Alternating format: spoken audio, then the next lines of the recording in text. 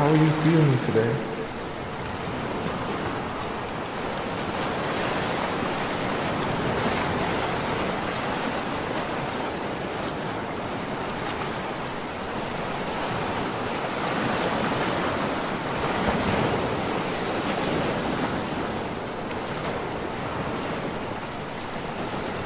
Do you feel fulfilled in life?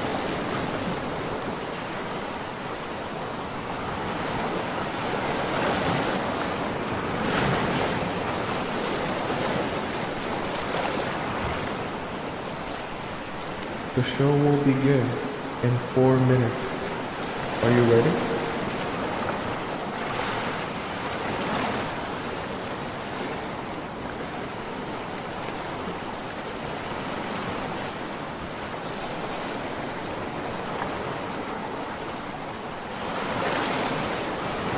When was the last time you felt betrayed?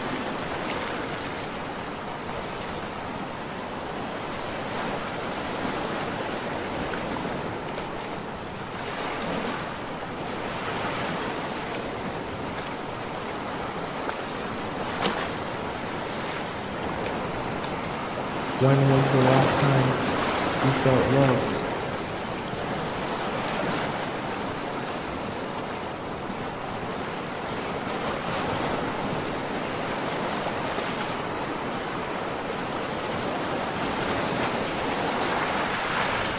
The show will begin in 3 minutes. Are you ready?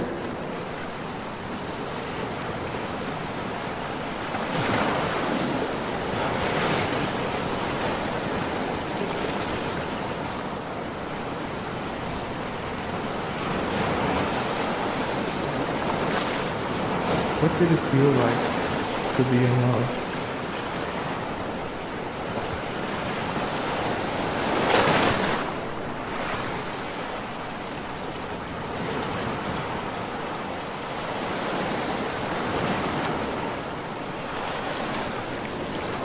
What is the most painful part of being in love?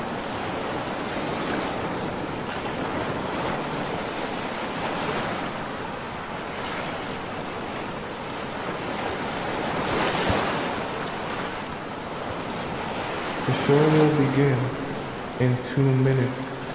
Are you ready?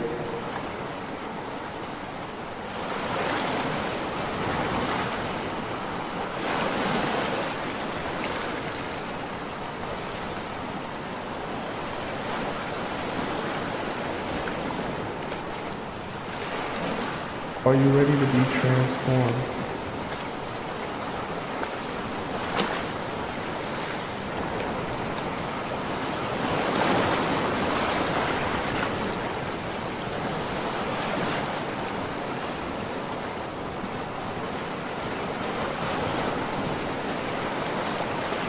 Are you ready to make a change?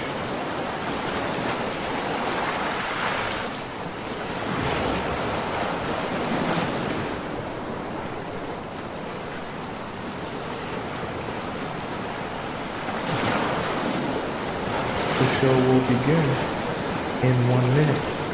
I hope you're ready.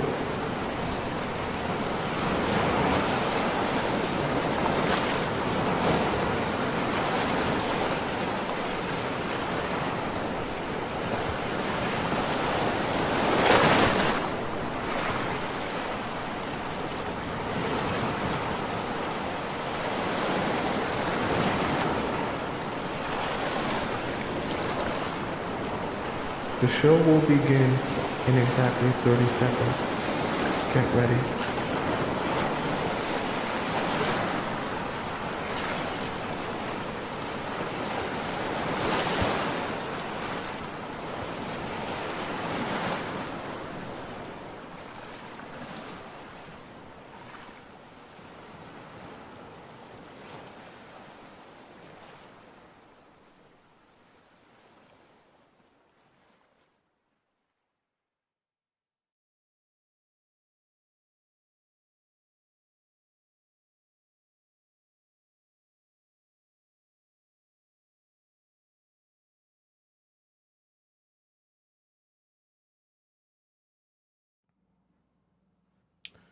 What if I told you you can catch any man lying by using a pretty simple strategy?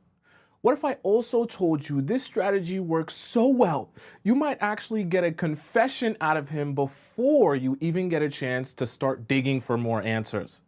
If you want to understand exactly how this works, then join me on today's show where we'll be discussing how to catch a man in a lie. That way you can stop going insane wondering what he might be doing and finally learn the truth about what he's actually doing.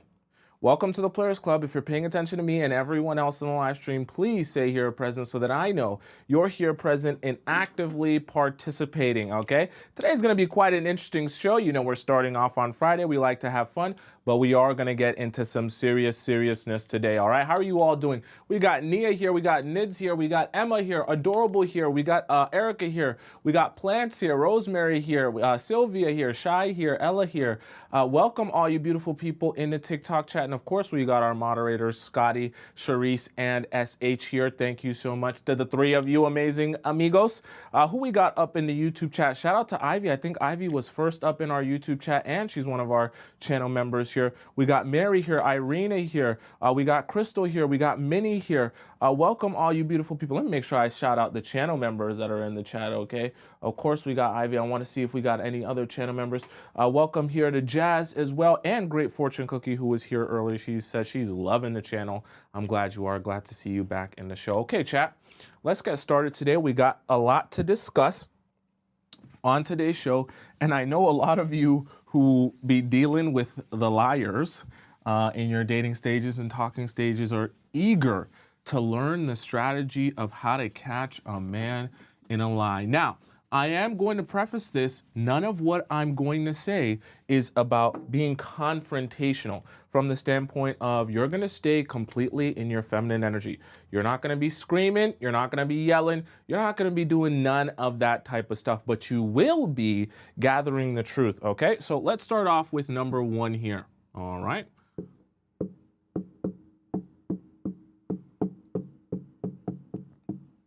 I'm writing hard today. Okay. Let it flow. Now, I want to give you guys a visual so we can kind of break this down in a way that we all understand. So let's imagine there's a little hilly hill here. You guys know my drawing skills aren't the best. Just pretend there's a hill here. And imagine from this hill is flowing a beautiful, beautiful stream. Okay, so this stream is coming downhill and it's flowing all this beautiful water down into, let's just say, your village is here. Okay, you're a village woman, a beautiful village woman. Okay, now in your beautiful village, as this river is flowing down from the top of this hill, I want you to kind of understand this concept that I'm going to explain to you with Let It Flow and why this is the first most key element to catching a man in a lie. One of the mistakes you're going to make is the moment you start hearing a guy tell you a story that you know is either untrue or you feel like he's kind of like misleading you or omitting things, your first instinct is to immediately say, oh, I know that you're lying. I know that you're saying something that's not true. I know that you're trying to fool me. And you want to show him how smart and intelligent you are. And you want to jump ahead of it before he even gets a chance to finish his lie. That way you can get the truth early on instead of being taken for like a fool. That's a mistake though. And I'm going to explain it to you in this visual here. So imagine the truth here, or the lie, the story here is like a river, okay? And this river is flowing down into your village. And you eventually, right, when you're digging out, let's just say you're carving out a little place for this water to flow down from the hill into your village. And you want this water to get to its destination so that your village can all have a whole bunch of drinking water. If you don't allow men to flow and you don't allow them to feel like you're believing in the lie, you will set a dam here, right? And you will block all of this water from flowing down into your village, meaning you will not get the truth. So what are you going to do here in order to get the truth and in order to avoid putting up a dam that will not allow you to discover the truth? What you must do in the very first step is you must encourage the lie. I know this sounds very weird and strange, and we're already starting off, it's kind of weird today, okay? It's Friday, so it's a weird day. The reason I want you to encourage the lie is because you want to kind of see how far he's willing to take this. You want to sell the fact that, oh, I'm buying this. I totally believe in what you're saying here. So let's say, for the sake of argument, you have a suspicion in your mind that the other night this guy went to go see his ex because you guys were supposed to hang out that day, and for whatever reason he flopped on you and he was saying a bunch of strange stuff and he was acting very strange. And so you kind of want to catch him in this lie because he gave you this whole other story about him being at home and feeling sick and watching Netflix, and that's why he couldn't hang out with you. Okay, so let's say that that's the example and that's the story that he's given you. What you want to do is encourage the lie. That way he starts to add more and more fluff to the lie. Oh, I was so sick. Oh boy, you poor thing. How sick were you? What did you have? Oh, I had like this thing in my lungs. Oh, do you think it was like bronchitis? What do you think it was? Were you able to breathe? I think I was like barely able to breathe. Oh, and I can see on your face you have these little like sore. You look a little bit yellower than usual. I can see. Do you think that's from the sickness that you had earlier? Yeah, you know, I am a bit yellow. Do you see it on my skin? I see it on your skin tone. You look very different than usual. You want to sell it, right? You even want to encourage it. Even though you know and you're feeling in your heart it's a lie, you want to encourage it. Why? You're letting it flow. You're getting somewhere, okay? And it's very important that at the beginning you let this flow, that he can continue adding all of this sauce to the lie. He can continue making it, he can continue living in this story.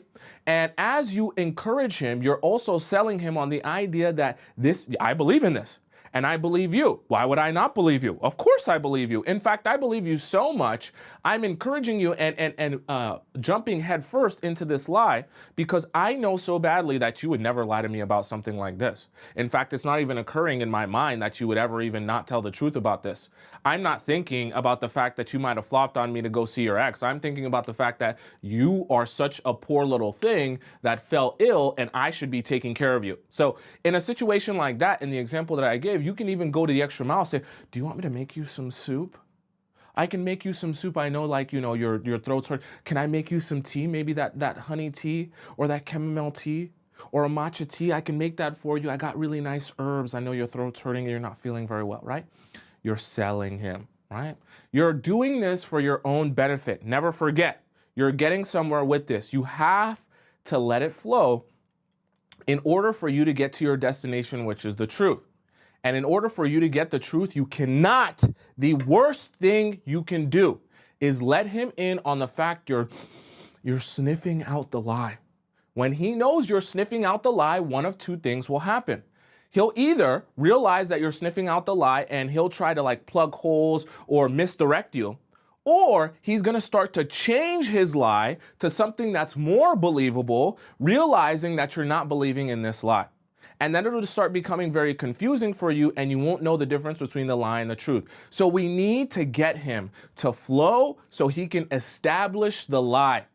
Add details to the lie, make the lie a whole story, a whole chapter, a whole book. We want him to add as many details as he can to this lie so it's very specific, very unique, and very important for you, because the more unique and specific, the harder this becomes to deal with, okay? So let's hop into our number 2 point here.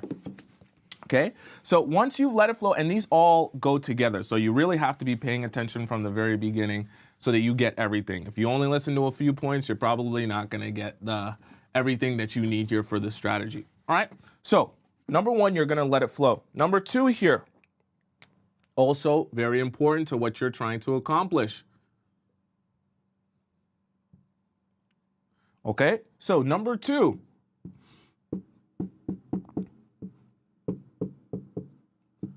You must have a poker face when you're in this situation trying to catch him in a lie. Now remember, in number 1, you're letting it flow. So you're actually encouraging the lie by acting on it as if you totally believe in it wholeheartedly. This is great.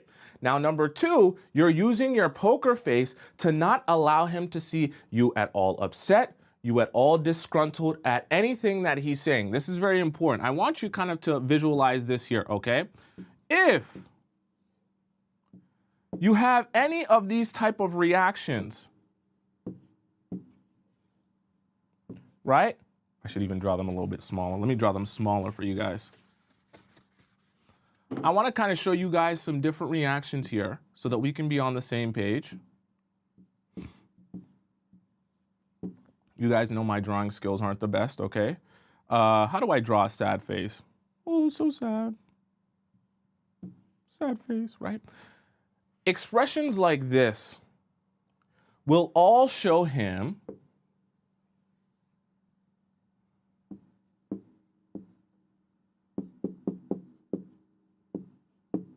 she knows. She knows something is up. She knows that I'm probably not telling the truth. She knows that there's just something about this story that doesn't quite make a lot of sense. This is where, and see, someone said how to make a poker face. This is the really important part. When I talk about making a poker face, it's not about trying to make yourself look super unbothered or anything. It's just about looking so neutral that the information is passing through you and you're not even thinking anything of it. The poker face that you want to give men when they're talking to you about this lie that you're suspecting is a lie is completely neutral, right? The reason you want this to be neutral is because you want him to think,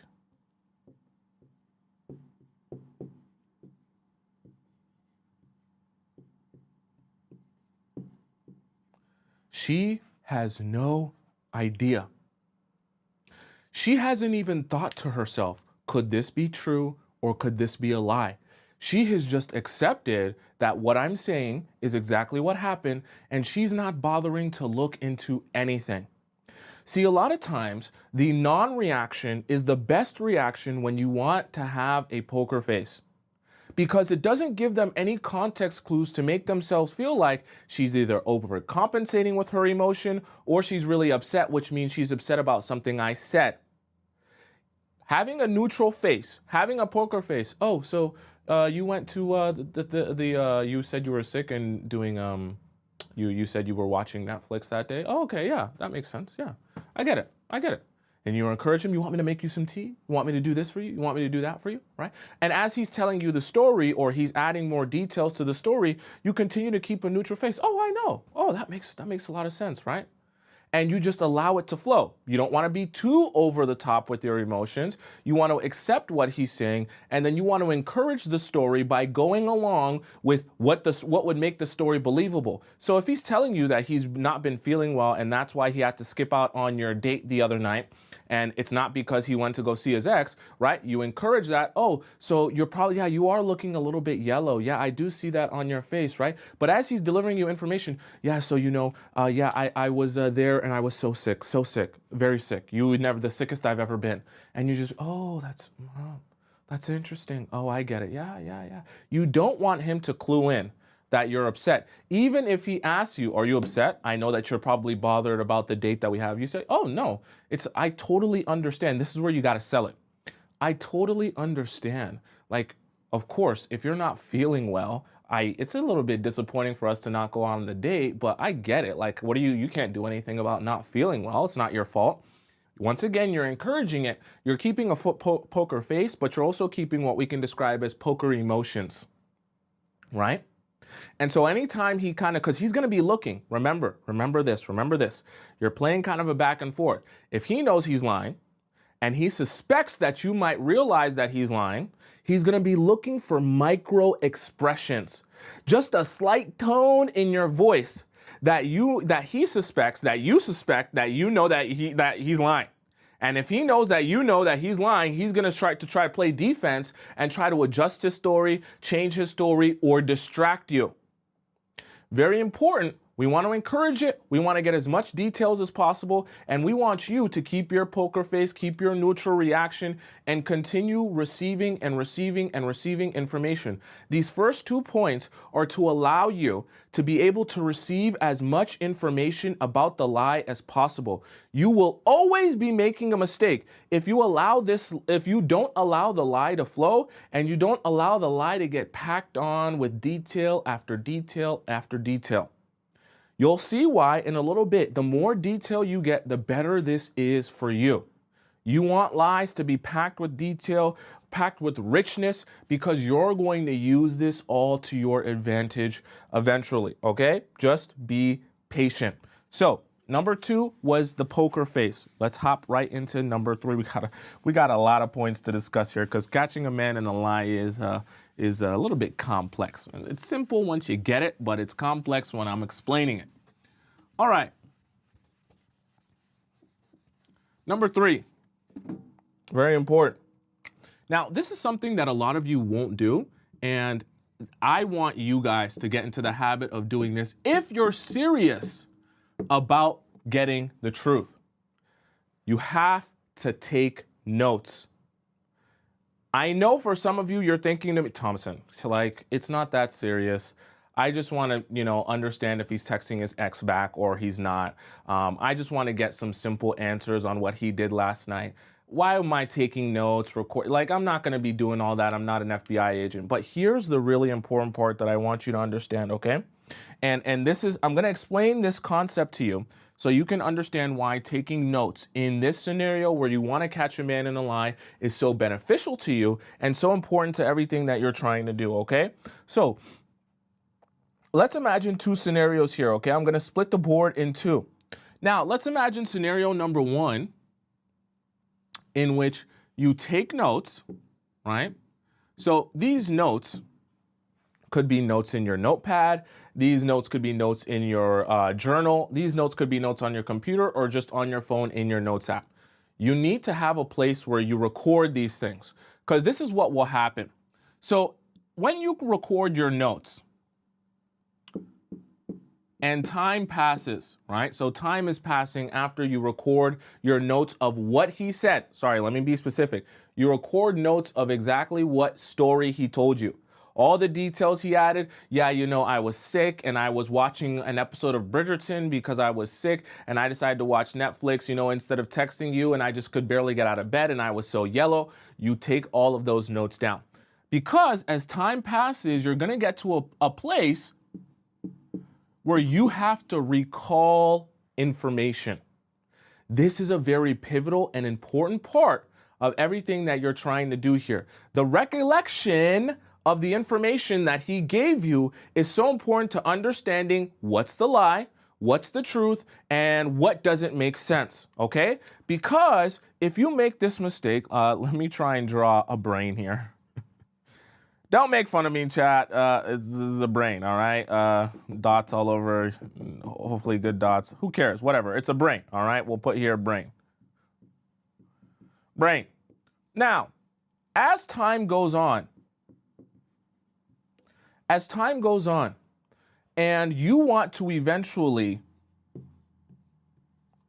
recall information that he shared with you about this lie that you're trying to catch him in, what's going to happen is something that a lot of narcissists will do, or just people who like to lie a lot will do.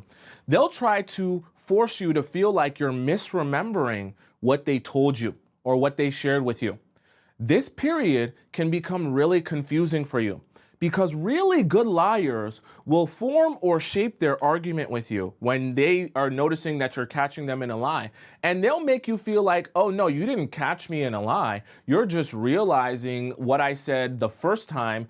And now that you're saying it back to me, it's what I already told you. And then you can start to get confused. Wait, but what did you, did you say that you were, so you were watching Netflix in your car and you were lonely in a neighborhood, not at your home. Was that what you said?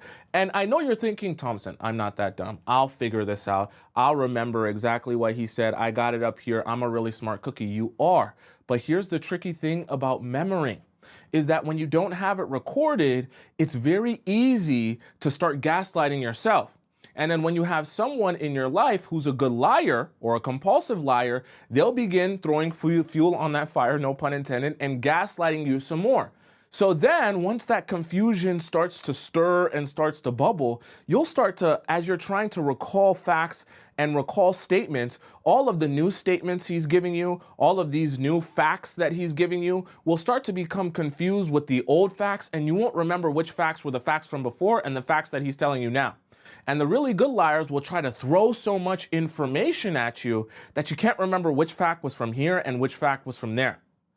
This is very important for you because if you actually want to catch a man in a lie, you can't allow this process to take place where you're relying strictly on memory and not on some sort of hard physical note, right? Where you can go back to it and say, when I heard this information, when I received this information, this is what the person told me.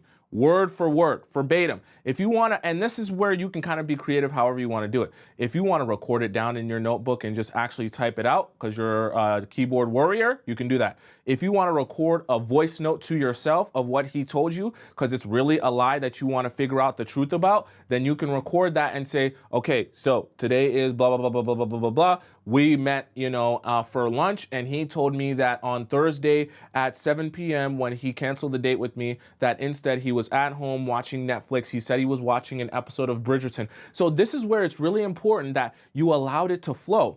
Because what you're going to do when you're recording this note is you're going to record back all of the details that he gave to you. So remember, when you let it flow and you encourage, oh, I see that you're so yellow. What episode of did you watch when you were at homesick? Oh, yeah, I watched seasons 5 and 4 of Bridgerton. Yeah, it was the one where, the princess and the prince, they meet and they kiss a lot in those episodes and in that season.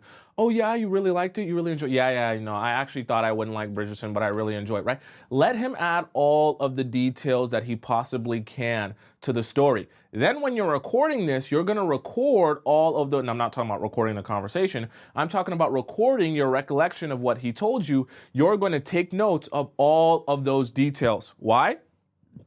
Because, you want to be able to go back to all of those details and make sure that you don't allow yourself to be gaslit and confused. Wait, did you tell me that you went to go watch Bridgerton, or did you say you were in the car at McDonald's and you wanted to watch Bridgerton? Or where were you when you watched? That way, you're very 100% sure of exactly what was said, exactly how it was said, and exactly how he framed it. Okay? This is very important. When you go into your final stage here, because we're all culminating to something very important, and when you head into the final stage, we want to make sure you're equipped with all of your tools in your tool belt to do this the right way when you finally head into this final stage, okay? So you're taking your notes here. Now you have a hard copy of whatever it was that he told you, and you don't have to rely on memory anymore. This is very important, okay? And we're going somewhere very, very special at the end, so make sure you're watching the whole show so that you can get to exactly where we need to go, okay? Are you guys following me so far? And understanding why this is so important, okay? Marie says a voice memo would be easy and quick. Perfect, then you can do that. Sophia says, seems easier to just leave. I know it's easier to just leave, but I also know you're all human beings. You all have feelings and emotions, and I could tell you all to just leave, but the reality of it is a lot of you will not just do that. It's not that easy, okay, to just put away your emotions. So I'm giving you alternatives for those of you who want to be sure of your answers and get those answers, okay? Number 4, all right? Now, we talked about time a little bit earlier, and I want to kind of discuss this because you're going somewhere very, very special, okay? So let's imagine a timeline here. This is really important for you to kind of get an understanding of. At the beginning, he's going to tell you a story, okay? And this story is going to consist of everything that happened, why he did what he did, and he's going to kind of explain away, remember, in detail, what happened and the process of what happened and the truth of what happened, okay? Now, in the process of him telling you this story, there's going to be essentially a timeline of events. You want to use time to your advantage to allow this story to become murky. So let me explain this to you here. As time passes, so let's imagine time is linear like this. So time is going like this, right? So you have the original, we'll call it the OG story. Then as time goes on here, you have what we can describe as the alternative story. Now, what is the alternative story? The alternative story is what happens as time goes on. See, when you add so much detail to a lot, and remember, we told you at the beginning, let it flow, let him add so much sauce to it. I was here at 7:30 p.m., I did this, I watched that movie. Encourage that sauce so he can add that sauce to it. As he adds all of those details, that becomes the OG story. As time goes on, right, an alternative story forms because it becomes increasingly more difficult to memorize all of those intricate details. And this is what you want to do. Remember, you're keeping a poker face, and I should add, you're not just keeping a poker face for a little bit. You're keeping a poker face knowing that there will come a time where I will present to you all of this information. That time is not now, though. And in the meantime, you want enough time to pass so that he doesn't suspect that you even know anything is going on, right? This is a very important thing. As time goes on, you're going to have the OG story. Then you're going to have the alternative story. Then you're going to have the story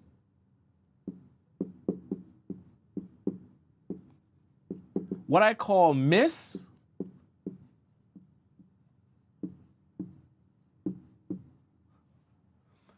the story misremembered.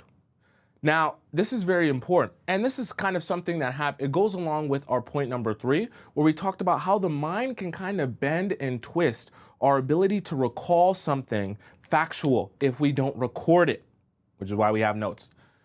The story misremembered happens over the course of time when enough time passes that it becomes hard to remember exactly what did I say?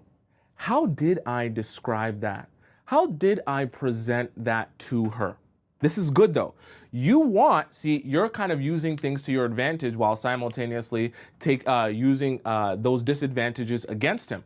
Now you're in a position where you're recording the facts and the evidence of what he told you. But he's not smart enough to realize that you're onto him. So he's not recording the story that he's telling you. Now you're at an advantage because you have hard evidence and hard facts of exactly what was said in the moment it was said, and you're not able to misremember what happened later. He's not recording that though. So he goes through the process of having an OG story, of having an alternative story, and then eventually starting to just misremember the facts of the story that he told, whether true or untrue. This is perfect for you. Perfect for you. Because as time is passing, you're gaining more and more and more of an advantage. And as you keep this poker face, you just sit still, you say, it's going to come to me. My time will come. Well, I will present this information. You just allow enough time to pass for this to kind of go under the radar, for him to not suspect that anything is going on. And you're going to get somewhere very, very interesting with this misremembering of the story that he has told you, okay? So now that you have allowed time to pass and you've allowed him to kind of start to misremember what it was that he told you and misremember this original story, now you're really in the thick of it, okay? Which is where we're going to kind of use this real in-depth strategy to fool him into admitting the things that he didn't want to admit to you, okay? So, number 5.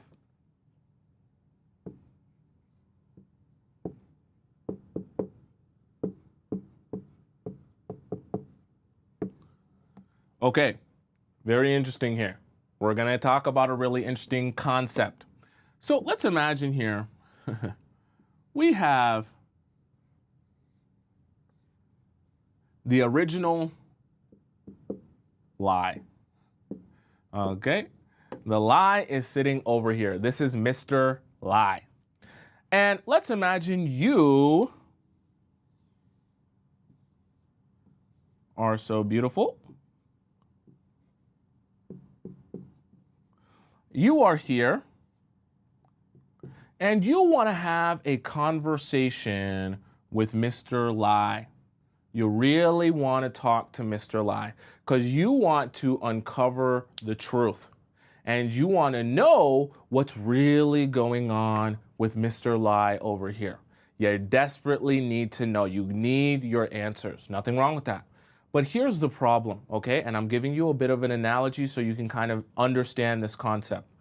Mr. Lie is very elusive, and Mr. Lie does not discuss or talk to anyone that he doesn't know.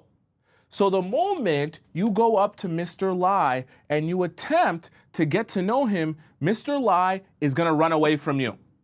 And you're not going to be able to have a conversation with Mr. Lie anymore, okay? We can even erase this. Mr. Lie, he don't want to talk, okay? He don't know you. Ain't no connection going on over there. So what do you do instead if you want to have a conversation with Mr. Lie and you have to meet Mr. Lie? You come over here and you have a conversation with this fine gentleman, this spiffy gentleman over here. You have a conversation with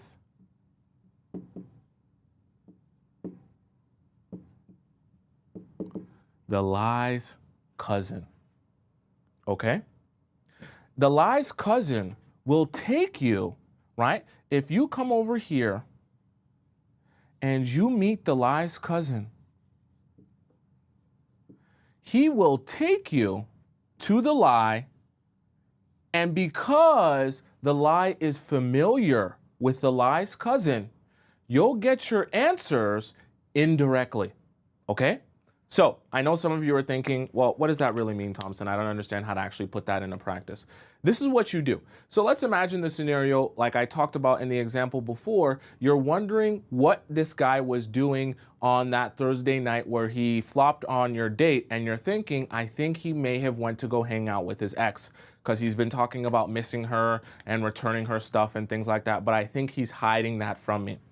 So, and let's imagine you've gone through the process of letting it flow. So you've had this conversation with him. Yeah, so you were sick that day, and I understand, yeah, you're really yellow, blah, blah, blah, blah, blah, blah, blah. So now what you want to do is, as time has passed, remember, you've used your advantages, which is recording down what he said to you, and you're using the disadvantage that he has now of not recording anything and only having to go off of memory. Now what I want you to do is you're going to meet the Lie's cousin.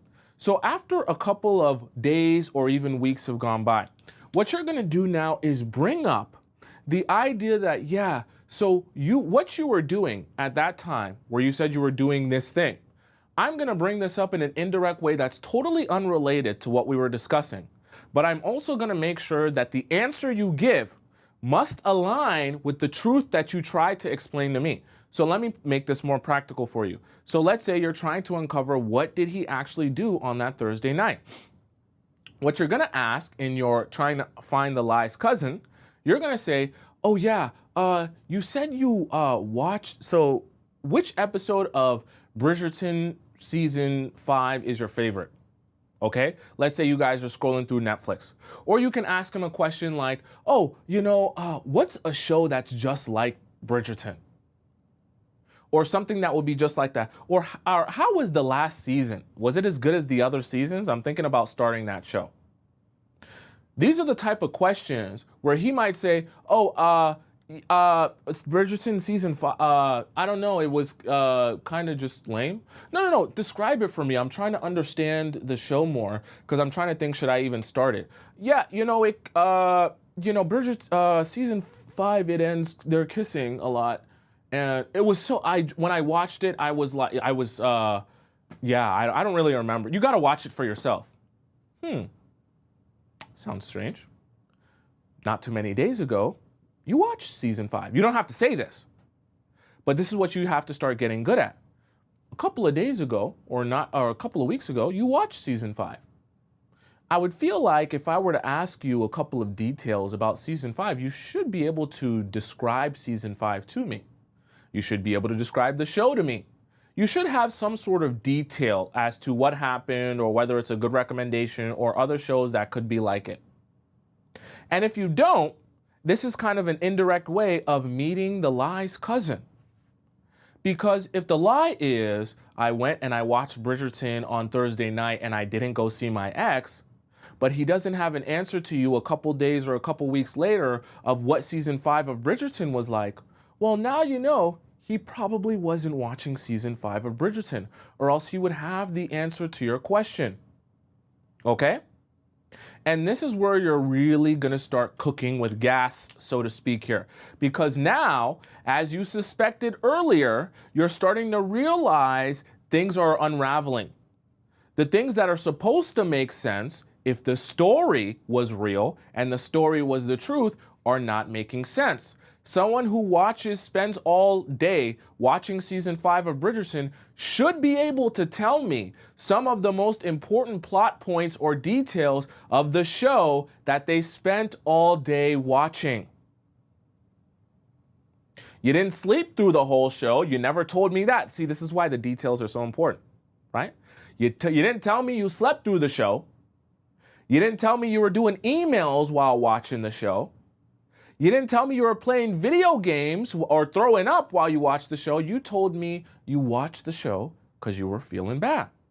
So if you watch the show, you should remember parts, or at least the most important parts of the show. That's not an unnatural thing to happen. And if you can't, then that tells me you probably didn't watch the show. Do you see how things are starting to connect here? But you have to be sneaky good at allowing this process to take place if you really want to get to the truth, okay? Now, let's go to our, our most important parts here, because there still is more. I told you guys, this is like a whole thing here that we have to discuss, okay? I want you guys to get your answers, right? So point number 6 here. And now we're really starting to get to our end goal here, which is having the truth and having the final, we're going to figure out what really went on here. And things are starting to unravel. So let me explain to you a quick concept here.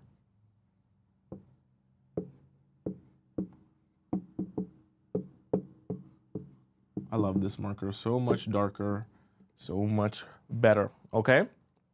So you want to kind of uncover this. I want you to kind of think of this like this. And anytime you're trying to uncover the truth about anything, really, I want you to think of this visual here. So you're gonna have chat. You guys know I'm really bad at this. Let's just imagine here you got a big long train. Okay.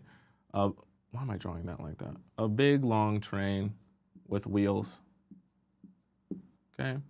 And see, at the beginning, your train is going to stop at Story Station. Okay.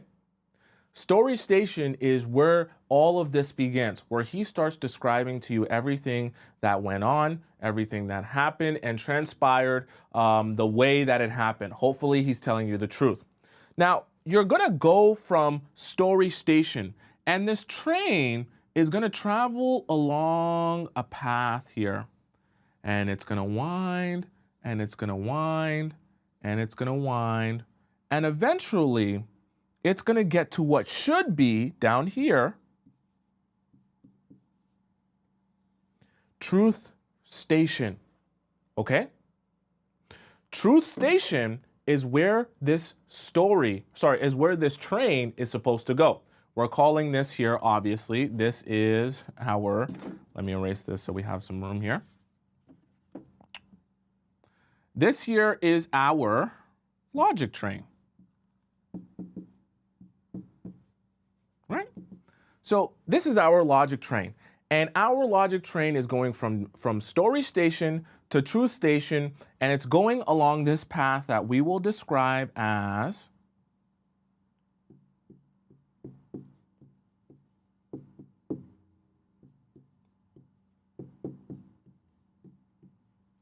Events railroad.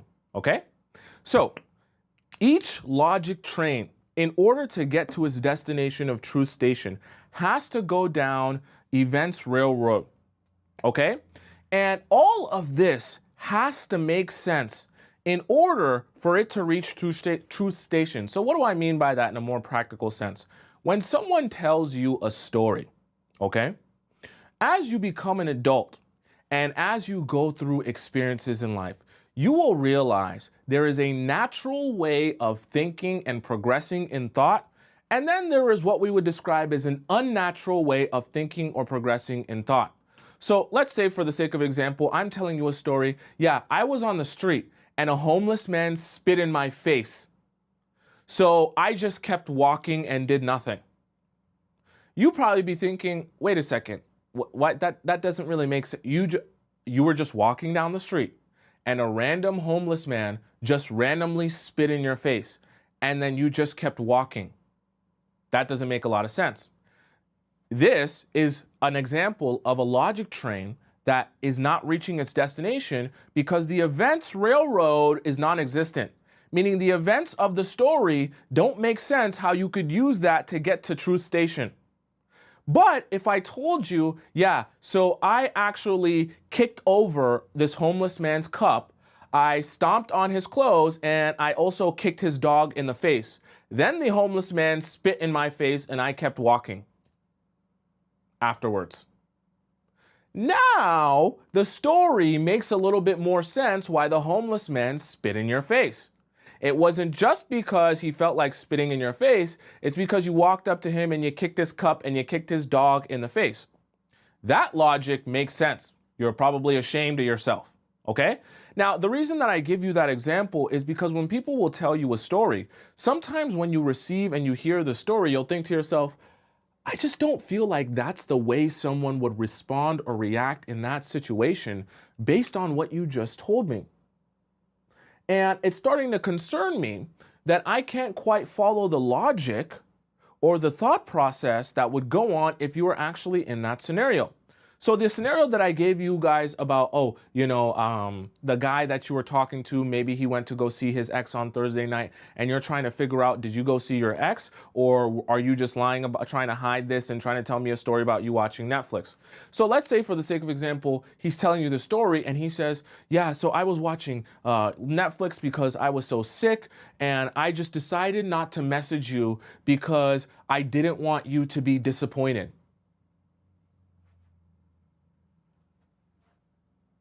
Wouldn't it be more disappointing to have a date planned with someone and them just no show? If you really didn't want to disappoint me, wouldn't you have told me that you weren't feeling well? Wouldn't you try to call me, send me a picture of your face so that I know you're not lying? Or like try and tell me earlier? Or send me a note? Or send me flowers? Or make it up to me do something, because you know that I would be disappointed, and trying to make it up to me and you not wanting me to be disappointed would mean that you would go the extra mile to make sure I'm not disappointed? How does that make sense? That to avoid me being disappointed, you just decided to not send me a message or call me at all and just not show up. That actually, if we're following that logic, the way that adults would think, that actually would mean the person that you're talking to would be even more disappointed. So this is where we start getting into the idea and the concept of the logic train. And I want you to get good that when people are telling you stories, you start following the logic train. Because what you'll realize is when people are telling you stories and they're lying to you, the logic train will stop making sense at a certain point. And you'll start thinking to yourself, but why would you do this? That doesn't make any sense. Why would you react like that? That doesn't make any sense. If what you're saying is this, then why would you do that? It would make most sense. Most people in that situation would do this instead. So why did you do the opposite?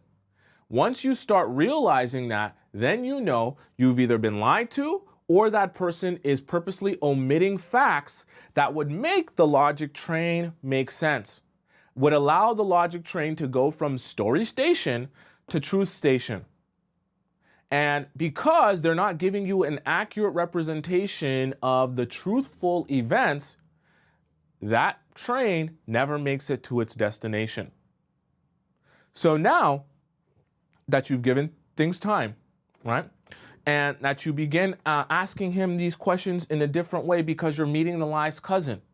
Now that you're starting to hear inconsistencies in the story, right? Things that don't make sense, the logic train is no longer reaching its destination.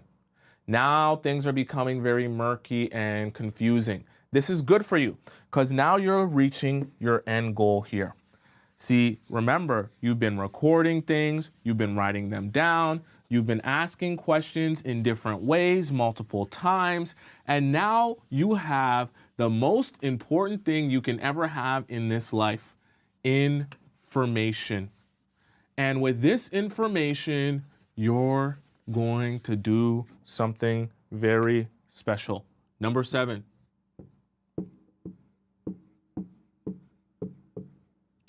This is your opportunity to pounce, okay? You're gonna pounce on him, not in a dirty way. You're gonna pounce on him because now it's time to address the lies, okay? So let's kind of write this out here in a visual, all right? So let's say you have a nice big light bulb here, okay? And you have a whole bunch of little roaches here.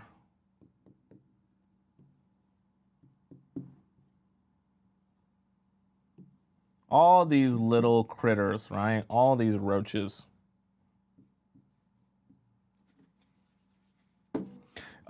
Yeah, you get my point. Roaches. I'll write them here. Whatever, you get my point. So you have a light bulb and you have all these little roaches. Someone said not roaches. Yeah, roaches, all right? You have all these little critters down here, all these little roaches. And you guys know, if you've ever seen roaches before, these roaches, they love to scatter when you turn the lights on, all right? I'm a true artist, all right? They love to scatter when you turn the lights on. So it's very important that if you want to get rid of the roaches, you've got to make sure that you don't turn the lights on before you're ready to strike on these roaches. You've got to come up with your plan on how you're either going to stomp them out. They don't seem to die if you stomp them out, or spray them out. You got to get you some Raid or something. But you're going to get them where it hurts before they get a chance to run away. Because by the time you flick that light on those roaches, they're going to go in all different directions, over here and over there and over here and over here and over here. And you won't be able to find them and get rid of them anymore. So the reason I give this to you is because now that you've been armed with information, remember, you've asked the question the first time, you've let him speak, you've encouraged him to tell you more details, you've received information. You've let things settle a little bit. You've played the background. You've let your poker face, show him that maybe you're not even taking this seriously and you don't even notice that he's lying. Now that a time has passed, you've kind of asked him the question in an indirect way to see if things are matching up. You're starting to notice the logic train doesn't make sense. Now you come to him with your facts and your recordings of what you know to be true based on what he said to you. This is where you're not going to attack, you're not going to make assumptions, and you're not even going to tell him he's lying. This is where you're going to back him into a corner. So, you told me that on Thursday at 7 p.m., you were sick, which is why we couldn't go on our date anymore. However, when we then went on to address, the show that you were watching, you said, let's just say for the sake of example, that you're not really sure what happened on the show. That's the same show that you said that you were watching when you were sick. You also told me that you didn't want to disappoint me, which is why you didn't bother calling and you didn't bother, saying anything to me. If you didn't want to disappoint me, wouldn't the logic just be to let me know what's going on? Now, you're laying facts out. Okay, I'm obviously simplifying this a lot. You're laying facts out. You're not accusing him of anything, but now you're laying facts out based on what you told me, based on what you said your reasoning was, and based on what you said happened or transpired in this time or in this place. How come none of what you're saying really makes sense? This is where I have to tell you, you need to be prepared for anything. Because when a liar realizes that you're catching them in a lie, they will start becoming like a roach. Once you turn that light on, they'll say, whoa, whoa, whoa, okay, I'll be honest with you. Last week, my mother, she was sick actually, and I went to the hospital and I had to take care of her, and my week has just been so sad. I can't believe my week has been so sad. And nobody's really there for me. I can't believe nobody's there for me, and I just needed a moment to He's gonna throw everything at you when you turn this light on. What I want from you here is, because the truth of the matter is, when you do all this, some men will never give up the lie. They're gonna die with the lie. What I want from you is, remember we talked about the logic train. At this point, when you pounce, you have to realize anything else other than him being straight up honest with you, I lied about this, this is really what happened, and then that making sense. Anything else other than this, you walk away. Because you've officially caught him in a lie, he's just not ready yet to admit to you that he's lying. So when you hear this big excuse, oh yeah, my mother and everything's been so hard and blah, blah, blah, blah, blah, you say, oh, okay, I get it. I feel for you. And in your mind, you're saying, this will be our last conversation ever, okay? Because when you come to him with this, you're giving him an opportunity to tell you straight up, I messed up, I did this, I did that, I did this. And at that point, the logic train, remember that we talked about at the beginning, the logic train should make complete sense. Tell me in the chat, have you ever had someone tell you a lie or omit things from the story? And then after a while, when they tell you the real story, everything that they told you the first time makes perfect sense. When you were saying to yourself, damn, I don't really get why you would do that or why you did this. And then until after, when they told you the full thing, the full story with the full context, you were literally like, I totally understand it now, right? And that happens, so let me just make sure I do this. That happens for a very specific reason. Because once you have all of the real information, it doesn't become hard to follow the logic train and for things to like start to make sense now, why you would do this or why you would do that. So it's the same thing here. When you finally pounce, the only thing you're looking for is for the logic train to actually finally make sense. And for him to admit to you what actually happened on Thursday night at 7 p.m. I'll be honest with you, I wanted to go drop these clothes off at my ex's place, and I went there and we had a conversation, and I was just kind of feeling bad, and we sat in the car for 2 hours and we talked. And I didn't know how to tell you, and that's what happened on the Thursday. Okay, all right.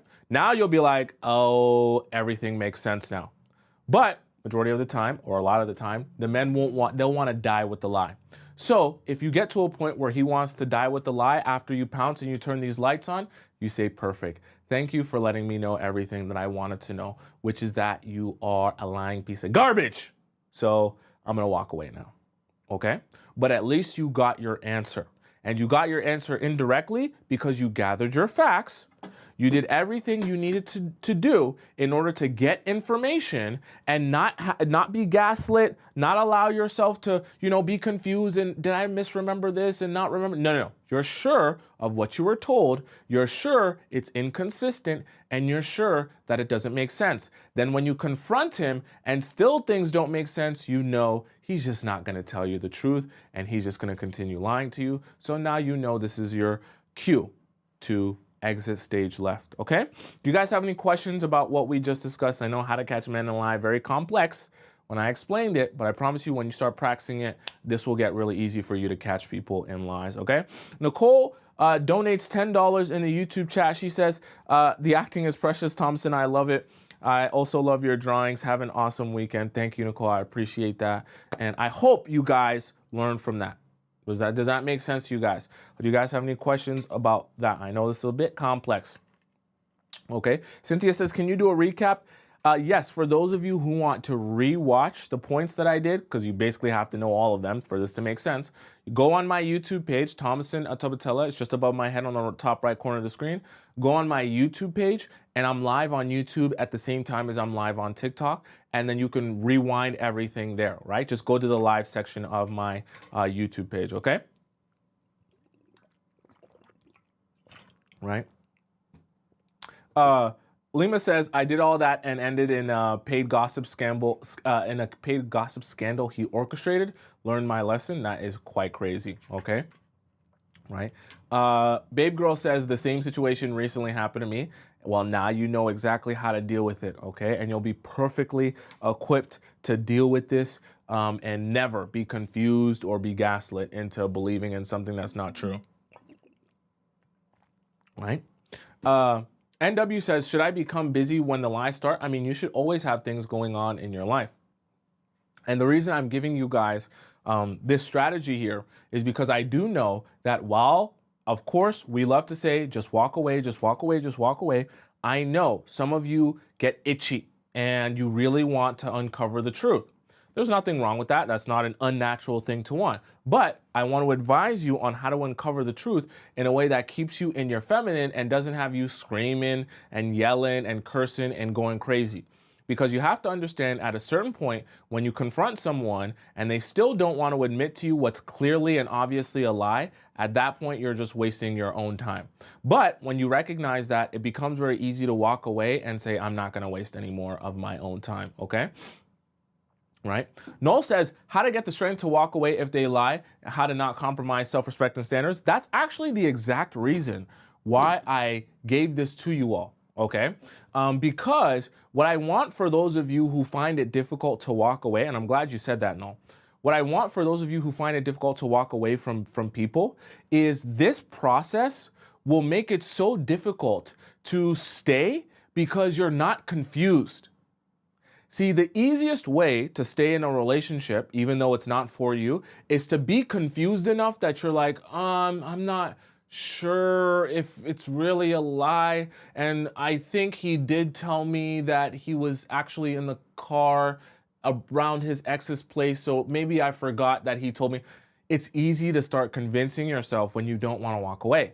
But when you record stuff down, you write it down, you ask him about the facts, and you let him explain in detail, all of this makes it so obvious, no, I can't be confused. I can't gaslight myself. I see it here. You told me this. This is the story you gave me. You were here at this time. You didn't call me or text me because of it. That's what you said. And then when you look back on it, when you want to forgive and you want to just say, oh, forget about it, you'll be reminded that, no, this really is a lie.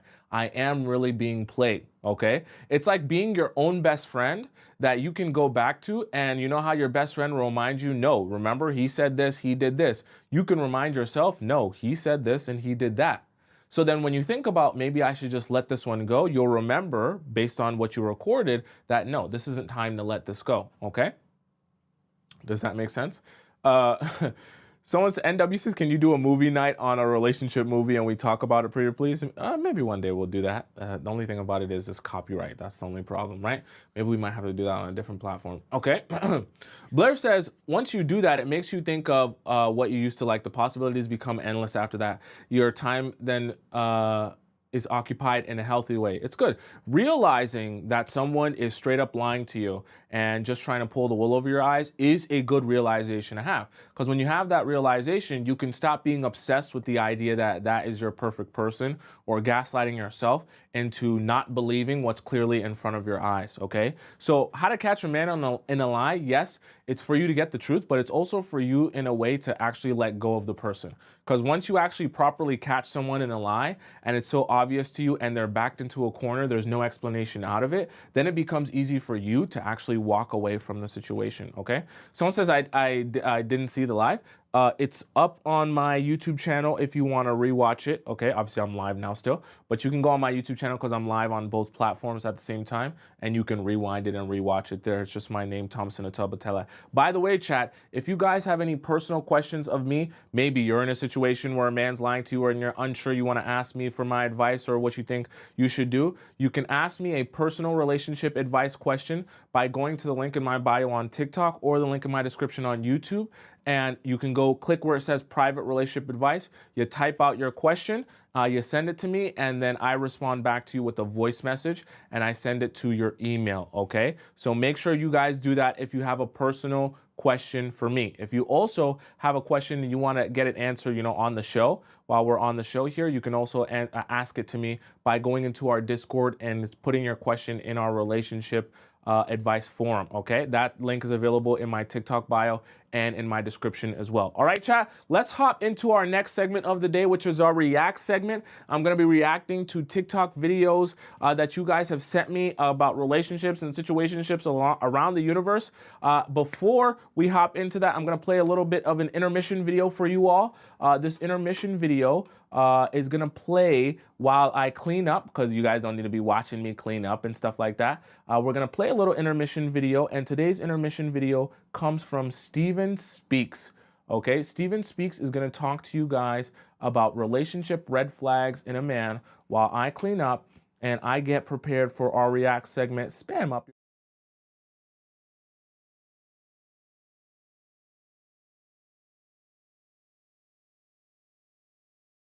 Number one in men to look for. He asks you to go 50-50 on the bills. Now listen, I'm joking and I'm kind of not joking, okay? Let me break this down for you. So now clearly asking you to go 50-50 is a relationship thing, and we've gone past the dating phase. But let's start with the dating phase. You go on a date, let's say a man asks you out on a date, and this man is asking you at the end of the night to now split the bill with him, or to even cover the bill with him. This is a red flag to me. Now, here's the thing. It's not that I think it's wrong if a woman decides she wants to pay for a date. Not that I'm telling you should. That's your decision, okay? Nothing wrong if you decided you want to go Dutch, whatever the case may be. If you offer to cover the tip, I always say that's a great thing, just offering to pay for the tip. All those things are okay, but we're talking about this man took it upon himself to ask you on a date and then ask you to either go half or pay for the date. Here's the thing. No man who is serious or trying to impress a woman is going to be taking the risk of asking her to go half. I'm not saying it's impossible for a man to like a woman and do that, but it is extremely unlikely, all right? Because men understand that when they find something or find a woman that they value or see value in, that they highly desire, they're trying to make sure they give themselves the best chance of moving forward with that woman in whatever direction they're trying to go. So men inherently know pulling a move like that, it's probably going to work against you. So the fact that he's willing to do that says he probably is not taking this situation that serious. But let's move on into now, maybe, let's say he didn't do that in the first day. Let's say he took care of it. You guys, got to know each other. You liked each other. Now you get in a relationship or you're about to get into one. And whether it's you guys have discussed getting into it or you're now there, at some point he talks about going 50-50. Now listen, I think it's very smart, very wise for a woman to discuss these things in the dating process, to find out what kind of mindset this man has and how he goes about the finances in a relationship. Now, let me make clear, it's not that I'm completely against the idea that two people decide with each other that they want to do 50-50. Now, personally, I do believe in the man being a protector and a provider. I personally don't believe in asking a woman to pay 50-50. And I think men should strive to put themselves in a position or have that flexibility. But the reason why I bring it up as a major red flag, and here's the caveat before I continue. If he makes significantly more than you, or he has enough.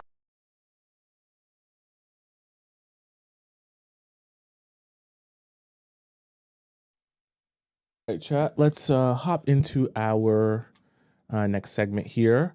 Thank you, Steven Speaks, and we're going to be reacting to some of the videos that you guys sent to me. We're going to start off with The Secret Met, okay? Before I met Alyssa, I was talking with another woman, and this... Wait, let's make sure we start this from the very beginning. Right before I met Alyssa, I was talking with another woman, and this woman was not returning text messages promptly, wouldn't return calls promptly, but then when she did, would talk to me for an hour on the phone or whatever. Yeah, and it was very clear to me that she was just playing head games. And so yeah, I let that go on about 7 or 10 days, and I just moved on with my life. And thank God I did, because the next person I met was Alyssa, and everything worked out amazingly. So I think this is a really super bad tactic to try to make a man chase you. Because if you run into somebody like me, like, I just don't have the energy for it. I don't want to be playing games. It's stupid, and I realize it's a game. So, yeah, I think it's bad advice to take, like, to try to manipulate people like that. If you like a guy, return his text messages. Right before I met Alyssa, So there's truth to what he's saying in the sense that obviously if you like a guy, you don't want to make him feel as if you're uninterested in him, because that can obviously be a turn off for him. But you also don't want to completely listen to what he's saying and try your best to make it super known that you like a guy. You're never in the business of telling men that you like them. And when I say by telling men you like them, you're never going to come out and say, I like you. Never, never, never. I don't care how long. No, you're not doing that. The reason for that is this is one of those things. Guys will say, I want you to be straight up. I want you to just tell me if you like me. I don't want you to play no games. I don't want you to. They'll say that because that all makes their life easier. But the reality of it is, the truth of the matter is, when you do that, those men will just say, okay, I'm glad you told me. And then they'll be uninterested in you. They won't be interested in pursuing you. They won't try to discover more about you, and they won't put their best foot forward. They'll be saying, I'm glad you told me everything I needed to know, and the fact that you like me and you want me, and now I don't really care about going on a date. You want to just come over and eat some chips and watch Netflix?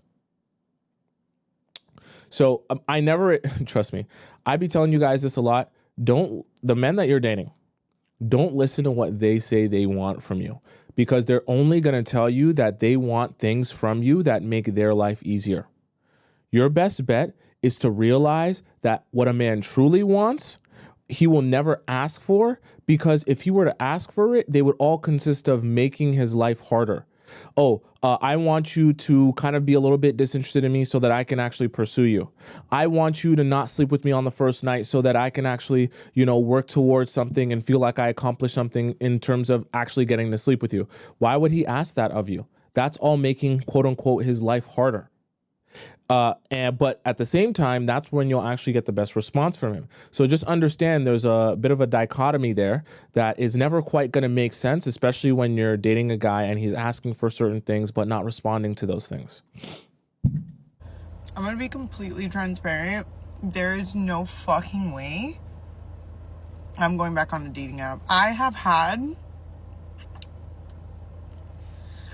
literally no one in my life, not even me, can even understand what the fuck happened in this last Bumble situation that I just had.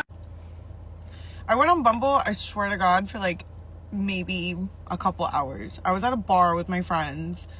We downloaded Bumble. We were swiping right on a couple people. I was letting them do it. I swiped right on this guy, and we started talking. He was British. What the fuck was I supposed to do? Yeah, like before our first date, I was like, we were talking and texting like all day. Like the conversation was amazing. Before our first date, I was like, hey, like, do you want to FaceTime? Because like I'm like really nervous, and like I kind of just want to see what you look like before we like meet up and like talk. And then so we did that. We were on FaceTime for like 2.5 hours. Went on a date. It was the best date ever. We had so much fun. And then we just kept seeing each other like every single day after that.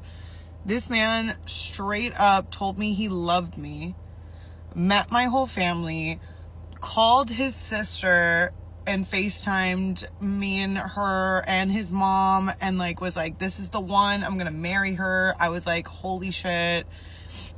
Took me to the Bahamas. Damn.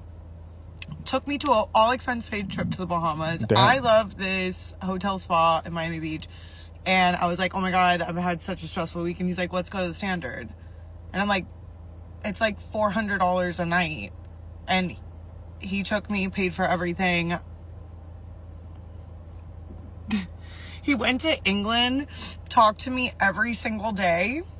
Like, I felt like I was in England with him. He was like literally FaceTiming me with his dad, telling his dad that he wants to marry me and propose to me, telling all of his friends the same thing. I was like, and then he like has to travel a lot for work. He travels to Vegas. I find out that he changed my name in his phone. I was like, why did you do that? Gaslit the fuck out of me. It was like, oh, I've always called you that name. I'm like, you've never called me that name. Oh, I changed the name a week ago. I'm like, I was literally with you on Sunday and today is Wednesday, and it was not that because I lost my phone in your apartment and I know exactly what my name was. Like, why are you Then he comes back. I'm just trying to move past it, and like, there was a hurricane here in Miami. He had to leave for Dubai like the next day. And in Dubai, you can't call on WhatsApp. So we texted for like 10 days. Does anyone in the chat live in Dubai? Is that even factual? You can't call on WhatsApp in Dubai? But when your phone is from the country that you left or went to Dubai in, how would they block WhatsApp? That's true? Okay. Some people are saying it's not true and some people are saying you can't. Okay. If you brought a phone from outside Dubai, not buying it in Dubai, can you come to Dubai and then use WhatsApp, or it's blocked even as soon as you enter Dubai? He comes back and then like, I was like, yo, like, you're acting super weird. Like, why are you being so off? Like, what's going on? Like, I'm telling you, this man was like obsessed with me, like in love with me, wanted to marry me. Next thing you know, he comes back from Dubai and he goes, I don't want a relationship anymore. I was like, okay, like, what happened? Like, is there somebody else? Did I do anything? He's like, you didn't do anything. I just don't want this anymore. I'm like, what? Nothing happened. You didn't do anything. I just don't want it anymore. And now I get to tell everybody in my life that no, he is not coming to any of the holidays. And yeah, we never spoke again. I tried reaching out. I was like, hey, like, can we like get a drink and like kind of process this? And he was like, it's not up to me to give you closure. Like, figure out your own closure. I don't know what to tell you other than I just don't want this.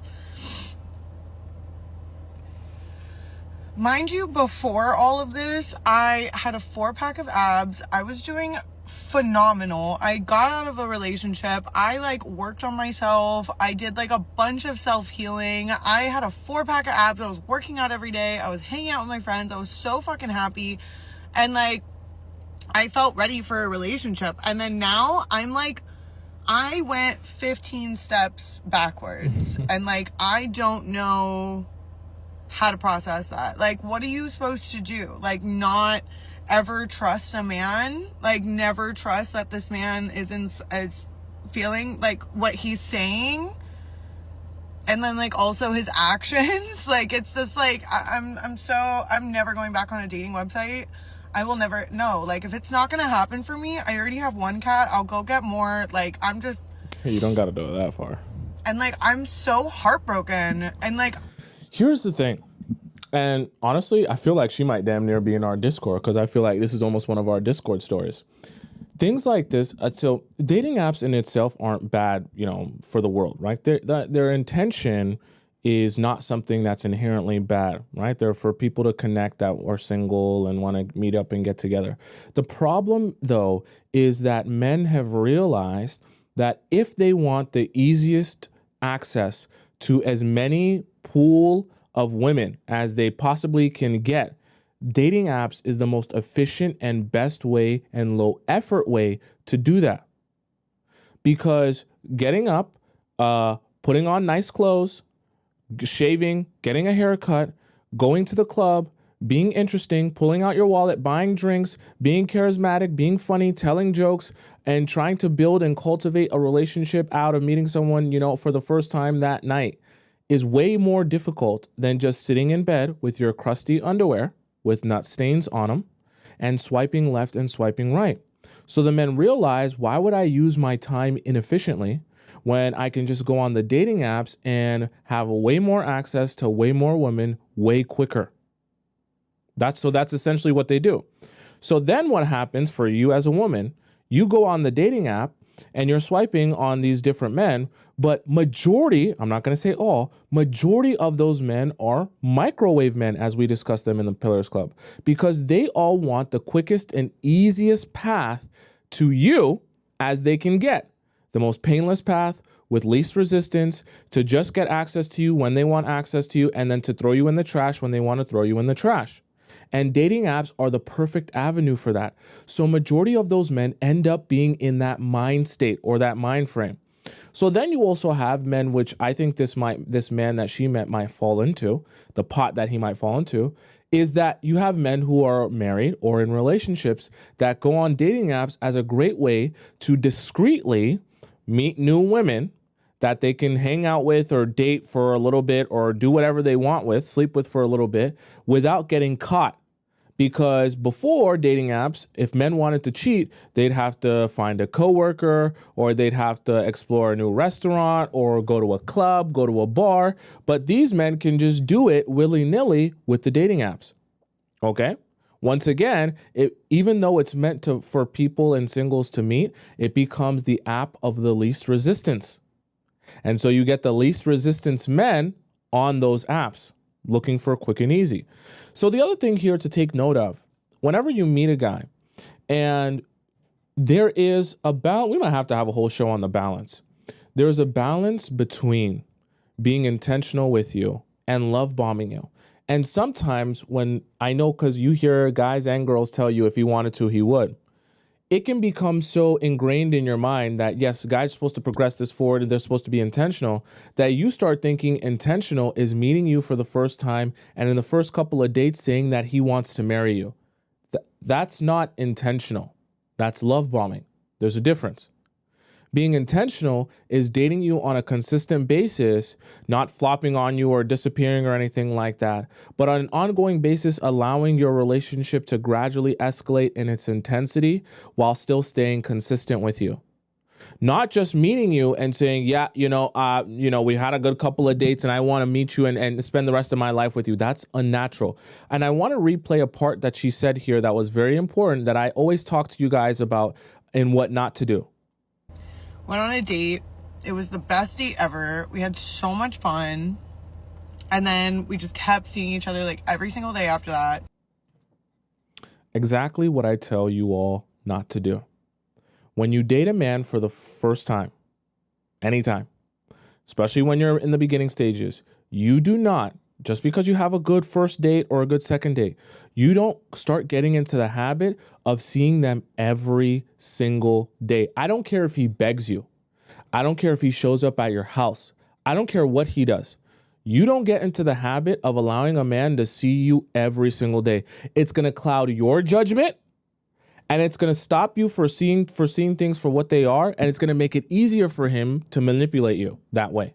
Because when he's seeing you every day, you never have a chance to actually think about what is transpiring here, which is that a lot of what he's saying doesn't make sense. And the timeline under which he's feeling these feelings or projecting them onto you isn't in line with the natural state of affairs for how long you've known each other. When you're seeing someone every day, you don't have time to think it's only been 7 days. You're feeling like this relationship is 7 years. Okay, so that's another kind of thing there alongside with the dating apps that I don't want you guys doing, because it's only going to put you in a really, really bad position. And I honestly think for the most part, if this was a Discord question, I think this guy had a girlfriend or a wife. Because when guys like that want to get rid of you so fast that they don't even want to have a conversation after it, and especially when a guy is purposely telling you we're done here, usually if a guy's single and he just doesn't care anymore, he'll just ghost you. A lot of times when guys go out of their way to tell you it's done, it's because he doesn't want you messaging him or calling him or reaching out to him, because he's going to start ignoring you now. And he doesn't want to get, caught, in his situation with his wife or his girlfriend where your name pops up on his phone or something like that while he's with his girlfriend or wife, which is probably also why he changed the name on the phone. You see how the logic train, when you get one answer, the logic train will start to connect and make a lot of sense. When you don't have the right answer or you don't have the truth, the logic train won't make a lot of sense, okay? If he has a wife or a girlfriend, changing the name and, just randomly saying it's done and disappearing makes a lot of sense. See how that works? Type shit. I like your aestheticness. Thank you. Type shit. So type shit. I like your aestheticness. Thank you. Type shit. That's the 2024 flirt? Is that how guys flirting with y'all in 2024? Is it? You guys got to tell me. I don't know. Is that how they be doing it? If you're really good at being delusional over men, you're gonna be really good at this. Be delusional over yourself. Instead of using this powerful creative energy to sabotage yourself and to drain your self-worth, use this same delusional energy to manifest your dream life and your dream love as you raise your self-worth. Replace, does he want me, with, do I want him? Replace, what if he doesn't choose me, with, he'd spend the rest of his life regretting it, so I'd feel bad for him. And realize that loving you and obsessing over you is the key to everything you want, and it's also the cure to stopping obsessing over him. So my love, write out your dream life, write out the first steps you're gonna take to get there, and pour all of your energy into making it happen. I am telling you right now that your ability to be delusional and obsessed is a superpower when you channel it into the right place. So embrace it, act with fearless faith, and watch your entire life transform. I love you, and follow me for help leveling up your life. This is a great video here. I think she's talking about a concept that I mentioned to you guys. I kind of talk about it in a different way. It's putting your energy in the right place. And I think she kind of even said it here, right? Because energy is, you're always going to have 100% of your energy. Now, what you choose to do with that energy is really up to you. You could choose to spend that time obsessing over a guy that doesn't even like you, or you could choose to use that energy to level up yourself and give yourself the life that makes you so attractive to all the men that they all chase after you. But the choice is really yours.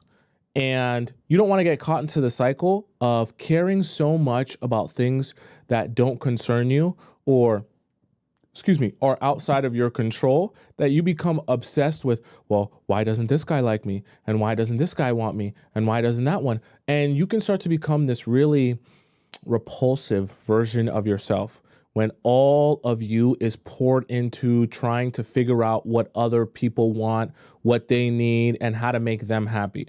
Because the moment you do that, remember I told you only have 100% of your energy, won't be thinking about how to make yourself happy, okay? Just because someone is a great person doesn't mean they are your person. I don't know who needs to hear this, but just because someone is a good person, just because someone has all of the qualities that you've been looking for, and just because someone is a very, very nice, genuine person, doesn't mean they are your person. Doesn't mean that you have to force yourself to like them, because that is everything that you've been asking for. One of my friends was talking to this guy, and she comes up to me and she's like, Mafe, I need advice. I've been hanging out with this guy. He's great. He's amazing. He's a gentleman. He's super emotionally available. We have the best conversations, the deepest conversations. He's just everything that I've been praying for, but I just simply don't like him. I can't bring myself to like him. I don't know what it is. His personality is perfect. I just don't like him. I don't feel attracted to him. I don't like him. I don't see myself with him. What is wrong with me? I feel so guilty and I feel so bad because it is everything that I've been asking for, and I just simply don't want it. I don't want him. I don't like him. To which I responded, there is no reason as to why you should feel guilty if you are a great person as well, and that is what you deserve. And just because that is the first good person that you meet after going through a lot of shitty people doesn't mean that you have to settle. Just because you haven't met a good person in a while doesn't mean that you have to settle for the first good person that you meet. Some people will just walk into your life to remind you that good people still exist and that you should never settle for a shitty person just because good people are hard to find. But that is what you deserve. You should never feel guilty for not settling for a good person, because you are a good person as well, and that is what you deserve. But if you were to settle, you would be unfair to you, and you would be unfair to the other person because they deserve to find their person as well. Just because they're I think that's very true.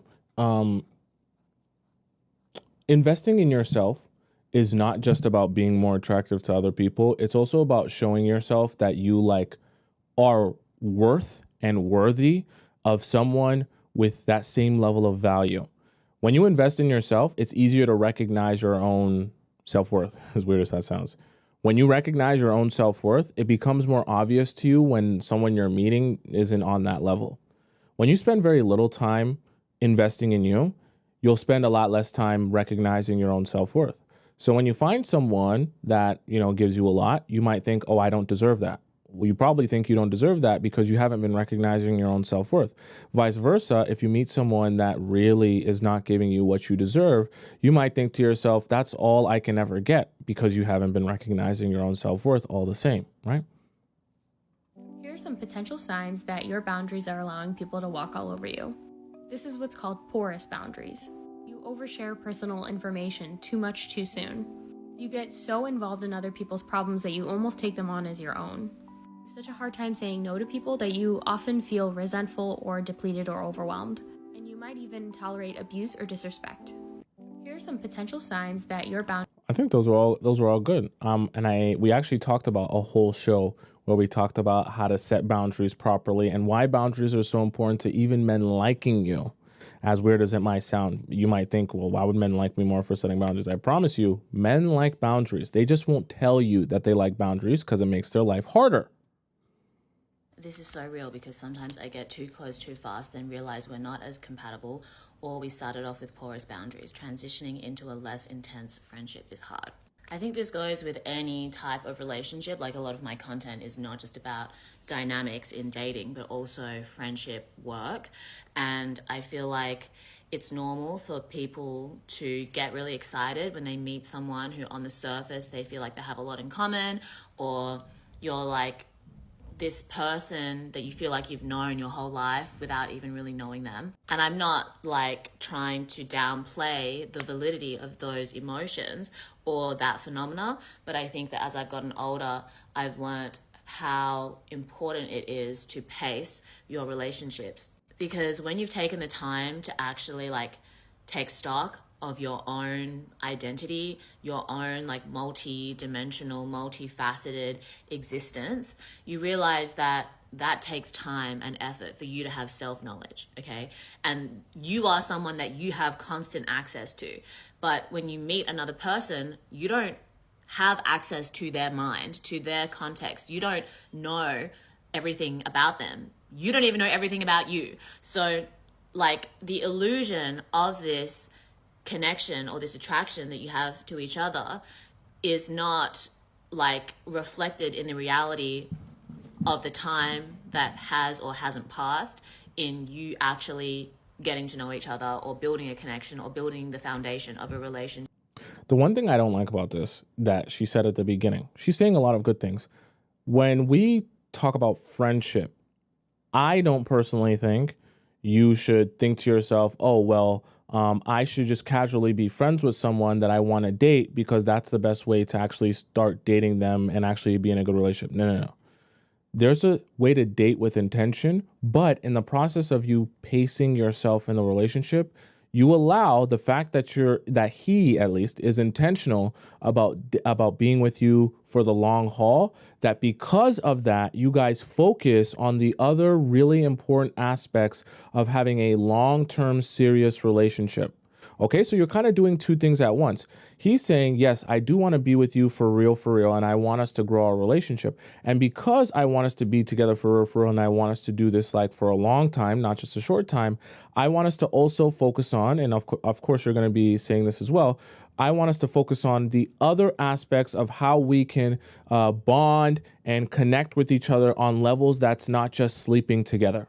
Right? So that's kind of the friendship part that people are discussing. They're not saying be friends with the person you want to date. They're saying when you date with intention, there are other aspects of the relationships that's not just the romance of and the intimacy of sleeping together that are also important, that must be processed throughout the time that you're growing this relationship with the person. Okay? Right? If you're going through a breakup with an avoidant and you're an anxious attachment, I promise you they're just as affected, but they just haven't realized it yet. You're different because you process it straight away, whereas they don't. At first, they're going to withdraw immediately. They're going to cut off all communication because they're feeling a sense of relief. They're going to suppress their emotions instead of processing them because they hate feeling vulnerable. Next, they rediscover their sense of freedom and independence. They heavily invest in work to prove that they don't need anyone. They'll start to go out more and even invest in a rebound relationship to avoid introspection. They'll convince themselves that they're living their best life. Then they downplay the importance of the relationship. They remind themselves of all the problems to avoid feeling regret. They then reminisce on all your bad flaws to validate their decision and convince themselves that they're better without you. At some point, all the emotions they try to suppress catch up to them. This could be weeks to months later.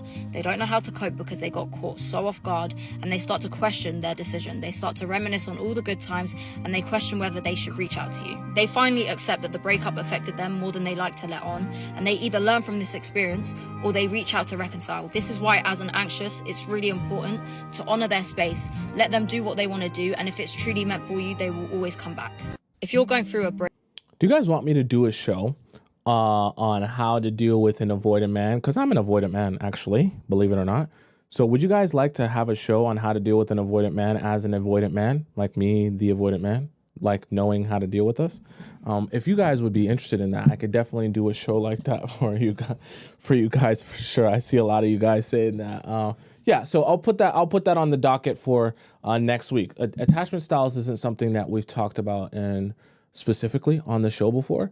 So I can definitely go into that as, I guess you could say I'm kind of like a combination of secure. I be avoiding a lot, okay? I be avoiding a lot. You guys know me. I don't be texting. I don't be doing none of that, okay? Anyways, we'll have that show. I'll come up with all the points and we'll have a discussion about that another day. All right, chat, let's hop into our next segment of the show, which is an awesome segment. Tell me in the chat and spam it up if you know what time is about to happen. It's going to be an amazing time. It's going to be a special time, and you're definitely going to laugh and you're going to cry, okay? Don't look at your clock. Don't look at your watch. Don't look at your phone. Don't look nowhere else in your home. It's the best time. An amazing time. If you don't know the time, I'm going to tell you the time.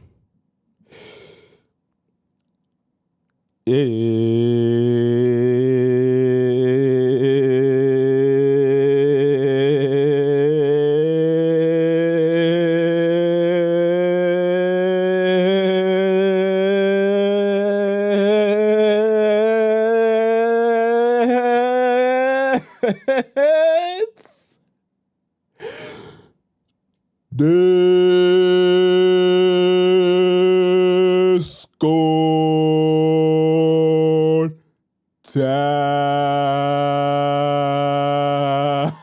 time. Okay, chat, let's hop into our Discord segment of the show. For those of you who are unaware what Discord time is, I'll explain it to you real quick.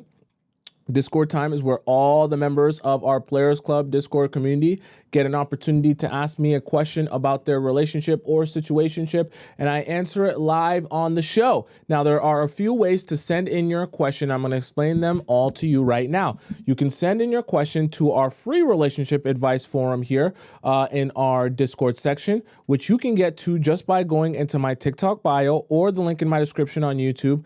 Go where it says Players Club Discord, click our Discord, and then you can drop your question into our free relationship advice forum. Now you can see here there are some highlighted questions because I haven't gotten to those, and it is a first come first serve basis in the free section. Now if you don't want to wait so long for your question to get answered, you can get into our premium relationship advice forum here, which is like a skip the line pass where, because I read these out first before I go into the free section. The way you get into this is by going to the same link in my bio on TikTok or the link in my description on YouTube. Then you click where it says Discord, a relationship, premium relationship advice. And then you can click on that and you're going to donate to the show. When you donate to the show, it's going to prompt you to send in your title of your username and the title of your question. I get a notification on my phone. I can see that you sent in a question and I can see that that's you. And then I read your question out and you get to skip the line of people who are waiting in the queue there. Okay. So that's for you if you're impatient. If you want to send me in a question, but you don't want me to read it out on the show because you want it to be private and just between me and you, but you want to get my advice, you can also click our private relationship question link, which is available in the Discord. It's also available in the link link in my bio on TikTok and on YouTube. Go there, click where it says private relationship advice. You send me your question in, you type it out. I send you a voice message back and I send it to your email, and then you get your answer from me without having to have your business on the show. Okay, right? Now, let's go into our first premium. This one we did already. Let's go into our first premium message here, which comes from S. Okay, so S says he apologized. All right. He apologized. This is a follow-up to the French guy who sent me an angry message 3 weeks ago. To recap, he told me he was going to get me a birthday gift, but it ended up not happening. I called him out on it, and I didn't want it to ruin my birthday. So I said, let's talk later. He was visiting his grandma that weekend, but he said he would make time to talk. When I got back to him, I sent him that angry message calling him out for being disrespectful. He left me on scene, as they always do whenever you try to tell them exactly what they've been doing wrong in order for them to realize something they never realize. At the same time, you said he didn't reply because he just didn't care. However, I already felt at the time that he was upset and giving me the silent treatment to see if I would chase him. The next day, he posted on his IG story, the whole time I've known him. Okay, wow. I replied saying, have a good weekend. Why? Why? Talking can wait. You actually said this. You actually said, have a good weekend. Talking can wait after he already ignored your first message. Why would you do this? Mostly to confirm if he was indeed ignoring me. He already ignored your first message. We just started. Please recognize, I know sometimes it's painful to realize someone is pulling away from you, but you have to stop yourself from spiraling once you realize that it's happening. Because you're kind of in a position, you know he's ignoring you. You just want to be sure he's ignoring you, which you already know the answer to. But then the spiral is going to send you down a deeper rabbit hole, okay? I realized later he probably purposely posted that story to get an angry reaction out of me, which is exactly what he did. And you messaged him and looked like a loser. No offense. I'm just telling you the truth. As I said before, he wasn't active on dating apps while we were talking. But then the week after, he started being active again and changed his bio. So clearly, obviously, he's updating things. His ego seemed hurt because he changed his bio to basically stuff about his height, physique, masters, etc. He started adding new girls on IG. The more curious thing is that 2 girls also unfollowed him. Okay, now you're in deep here. You're in deep into the weeds here. Not only are you watching who he's following, but you're also aware of the girls who are unfollowing him. You're in deep here. In this time frame, I'm curious if you can explain why. I just assumed that he tried to hit them up and it went wrong somehow. What do you mean? What do you want me to explain here? Okay. The guy that you're talking to is on Tinder, obviously talking to new girls and adding them on his Instagram. What would you like me to explain to you there? You want me to explain to you what type of message he would send them? You want me to explain to you how he might be replying to their stories and saying, oh, you have such a nice dump truck? You want me to explain to you how he might be talking about going on a date with any of those women? You wanted me to talk about how he might want to sleep with all of those women? What do you want me to say to you here? Anything that I say to you, what's the purpose? Either way, it's a waste of your time. Then a week later, I noticed that he opened my profile. Are you talking about on the dating app? What are you talking about? I can see his last scene, but I have mine turned off. You're talking about on the dating app? Oh boy. And at the same time, he changed his bio to something more normal. I assumed that since he didn't get the response he wanted out of me, what do you mean? He kind of did. He was starting to realize I wasn't going to chase him. I mean, you kind of did, but okay. But it gave me confirmation that I was on his mind. That's what that gave you? Today, I noticed he followed a new girl. So this is like an everyday thing that you're watching his following every single day.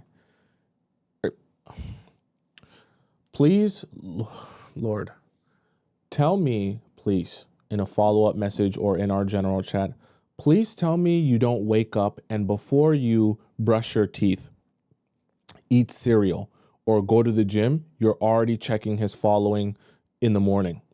Please tell me that before you check your bank account in the morning, you're not already checking his following. Please tell me that before you make your bed and get out of bed and do a morning stretch and wash your face, that you're not already checking his following before you even take care of yourself. Please tell me. Please tell me. Because you're starting to make me nervous and feeling like the first thing you do when you wake up is to check what he's doing with his life instead of putting that energy into yourself. She even kind of looked like me. Thank you for answering my question. I honestly was more amused than anything that he clearly was still thinking about me. I appreciate the answer there. It's pretty clear what you do. Then literally 10 minutes later, I got a message from him. So this is the message that he sent you, chat. Okay, you know, we get nosy here. So we're going to read this message together here on the Discord. Let's see what Mr. Man over here says. Okay, let's kind of zoom out here. Oops. Let me kind of zoom it on out for you guys. Oh, can I zoom this? This is way too big here. There we go. I want to make sure you can all read this. What the heck? It was just doing the thing. Oh, well. Can I? Oh, well. Whatever. We'll read it from here. We'll read it from here. It's fine. So it says, "Hi, I'm sorry for my past behavior. It wasn't respectful of you. I had time to disconnect a little bit, and to cool things down in my head. I think I got too serious about it, and it became too complicated. When basically all I want, and you probably want, is to just chill and enjoy the moment without adding more problems to it. No, what you probably want is a man who's intentional. I would obviously accept if you don't answer me. You're free to do what you want. I just want you to feel comfortable. Have a nice evening." Okay, so what this translates to, because I've seen someone say, please decipher this message. What this translates to is, okay, I've ignored you now. I want to see if we can kind of return to a place where we chit-chat, but let's be in agreement that the best thing for us is to, like Brooklyn just said, right? Keyword, chill and enjoy the moment. Chill and enjoy the moment is the key concept here. These are the words of someone who is not intentional with you. Chill and in the moment sounds good in a movie. Let's be in the moment. Let's breathe the air. Let's just be present. Sounds great, right? In reality, what men mean a lot of the times when they say this is, let's not think about the future. Let's not concern ourselves with anything to come. Let's just be so focused on how we feel on a minute-by-minute basis that we don't make any decisions for the future. You want to know who always will suffer when you're making decisions for short-term you? Future you. Because short-term you, making decisions in the moment, will be basing all of your decisions off of emotions. The problem with that is emotions come and go. And after the emotion is gone, you'll look back on the decision that you made and say, that was not beneficial for me. That only served me for a short period of time. And then after that, I realized I should have done something else. Right? That's called regret. So my advice to you is hearing this, talking about chilling and enjoying the moment with a man who's on dating apps currently, talking to other people currently, messaging other people currently, adding them on Instagram currently. What you do with this information is you say, perfect, I know we're not on the same page. Because even if you say, well, I do just want to have fun and chill and be in the moment, what's going to end up happening is after a couple of months of chilling and being in the moment for all of those many months, you'll say, yeah, I do kind of want something more. At which point he'll say, no, I kind of only wanted to chill and be in the moment forever until I'm ready to wife someone who isn't you. So my advice to you is to not waste your time chilling in the moment and just accept the fact that he is not in a mental space to be in a relationship. That way you can avoid the future pain of having to realize this by having to experience it. Okay? That's my honest advice to you. So you said then, continue here. I was pretty satisfied because it confirmed that he was actively doing all of that because he was emotional and not because he was just disinterested. So? If he does that to you, and then he comes back saying he just wants to chill and be in the moment, what is that going to do for you? Okay. Basically, his whole silent treatment backfired spectacularly. I followed what you said in your silent treatment video to a T. I even removed him from being able to view my stories so that he wouldn't have a chance to get my attention that way. I was ready to never talk to him again. Okay, so you're saying after you did this, now all of a sudden he sent you this message and you're saying that that part worked. Okay, so that's good.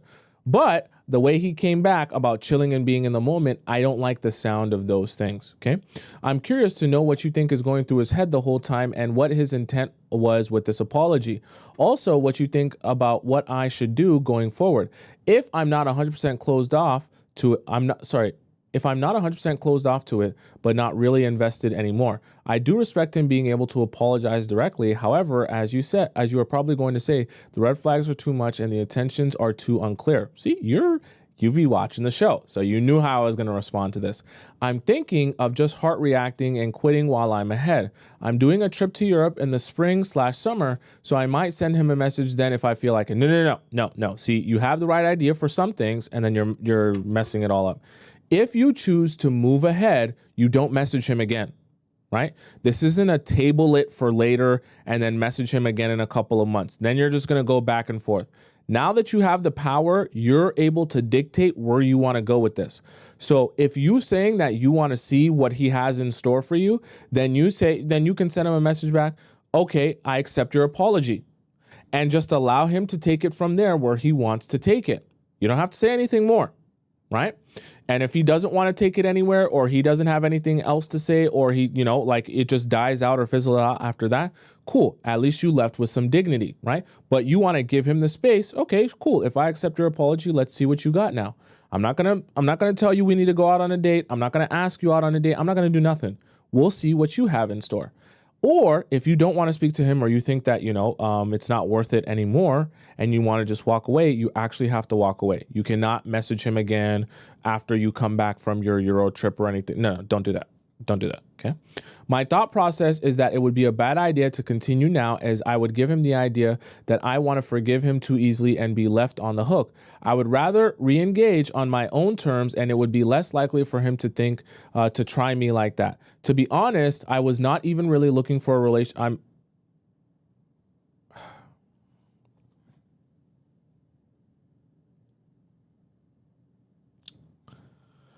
To be honest, I was not even really looking for a relationship at this time. I just liked talking to him.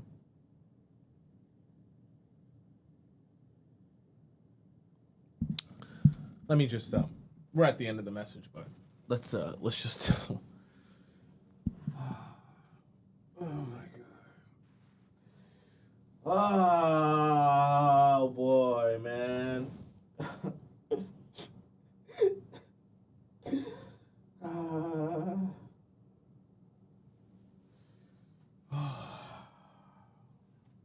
Okay.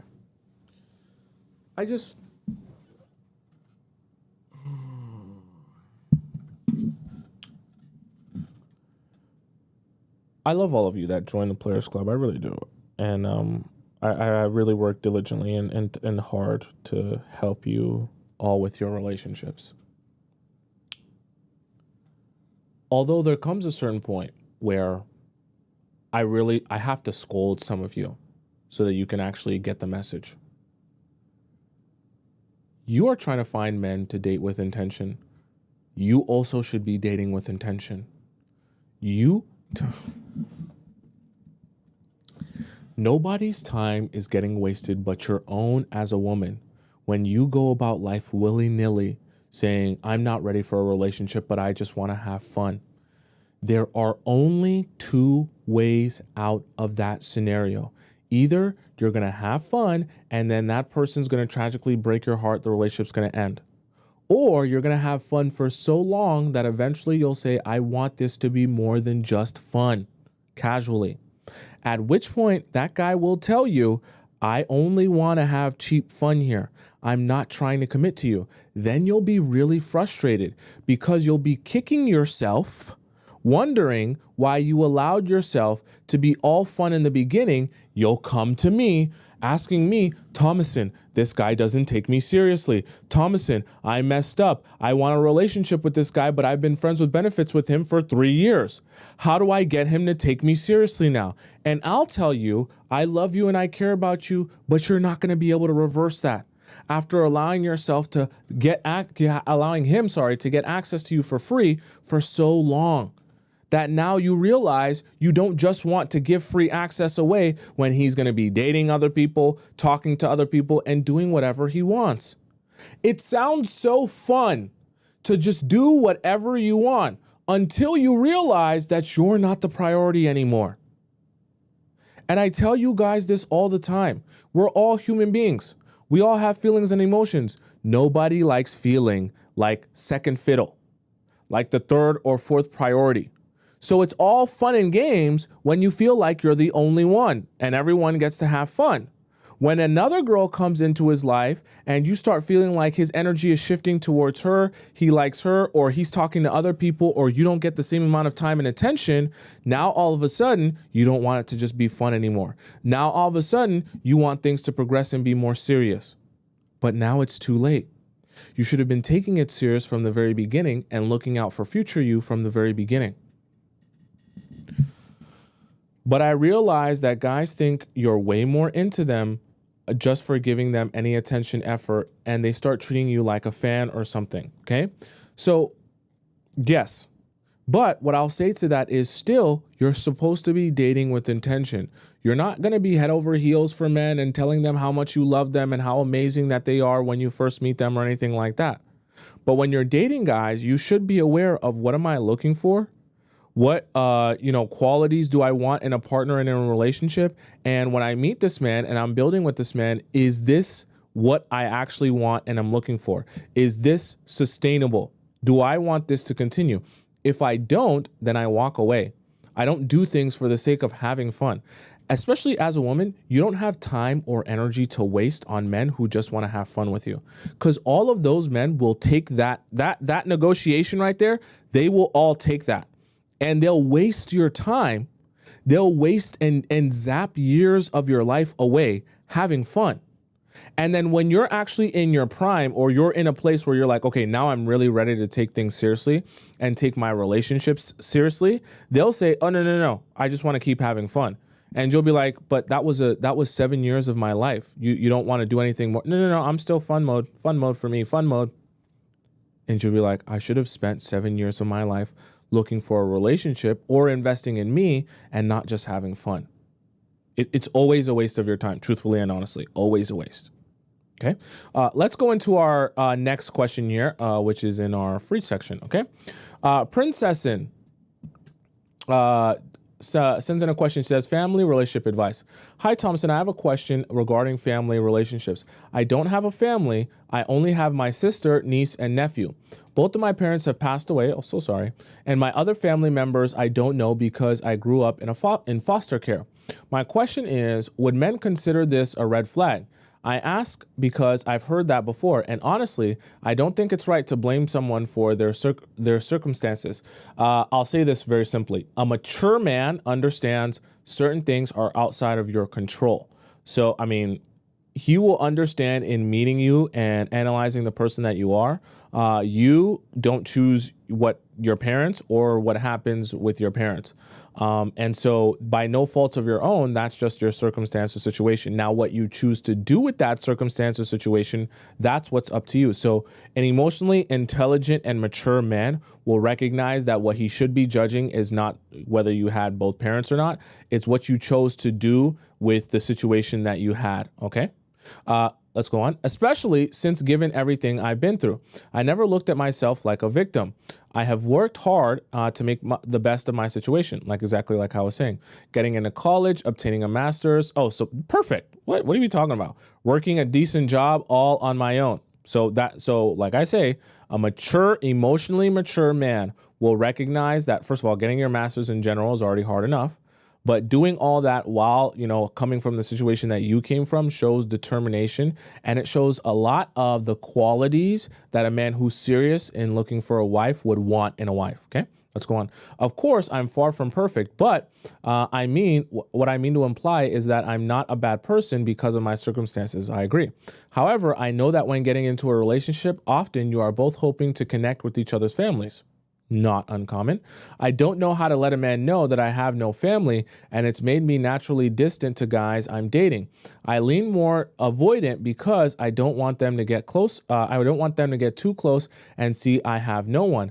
I'll have no one to walk me down the aisle one day, or even have our families mingle with one another. What are your thoughts? How can I let a guy that I'm dating know this, and when should I tell him? If he asks about my parents, what do I say? I don't want a trauma dump, especially not too soon.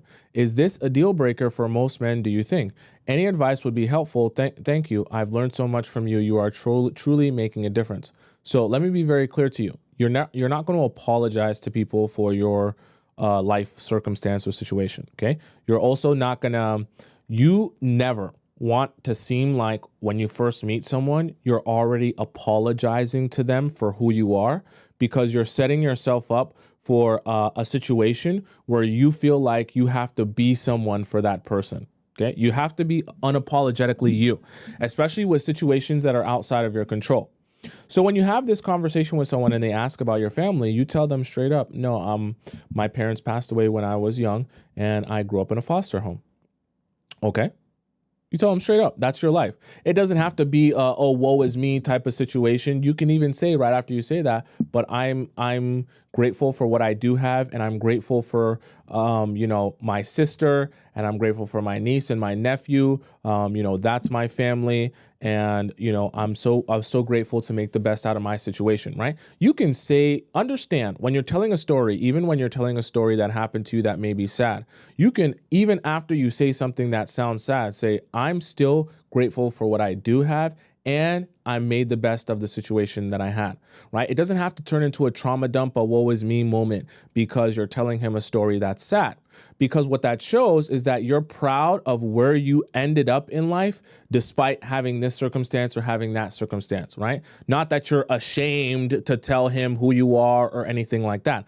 That approach will present you and your life in a way where he says, oh, wow, someone who really overcame something, rather than seeing you as, oh, wow, this poor little thing can't, do anything in life, right? Which is good. You want to present to men that you overcame a situation and this has made you who you are and you're a better person even because of it, rather than, oh, I need to hide something from you and I don't want you to find this out about me, right? It's all about how you frame things. Framing things can drastically change people's perspective of you.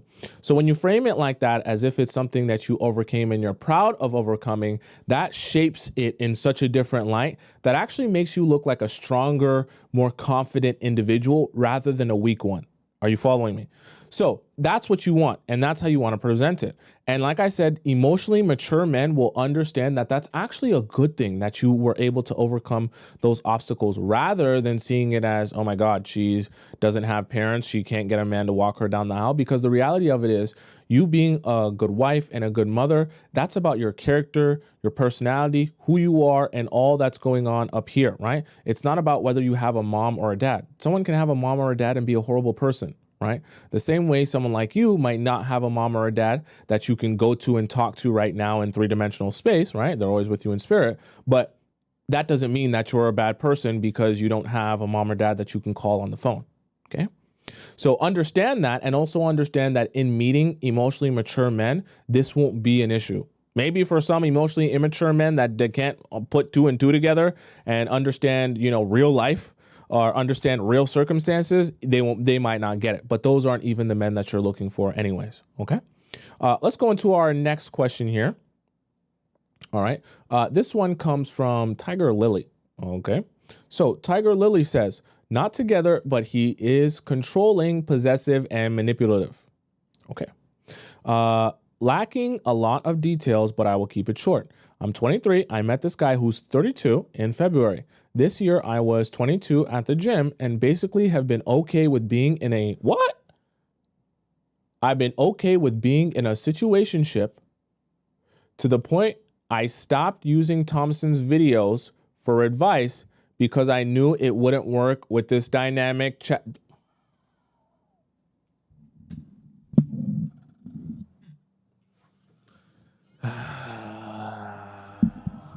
Tiger Lily. Chat, I want all of you to hear me say this. All of you. Every single one of you. If you ever get to the point where you are avoiding my videos because you know what you're doing is wrong, you end that relationship expeditiously. Because this is a perfect prime example. When you are doing the wrong thing and you're listening and hearing me talk about what not to do and how you should do this and how you should do that, you're only going to feel more guilty for doing the wrong thing. That means you need to end that right away. It means you need to end that situation right away. If you feel guilty that you can't watch my videos because you know this ain't right, you need to end that. Because nothing good's going to come from that, I can promise you. He said from the beginning he didn't want a relationship because of his past ones. And he's not where he needs to be financially, and he wants freedom. So you're dating a man who doesn't want commitment and he's broke. Oh my God. What? Chat, I think we lost the plot here. What?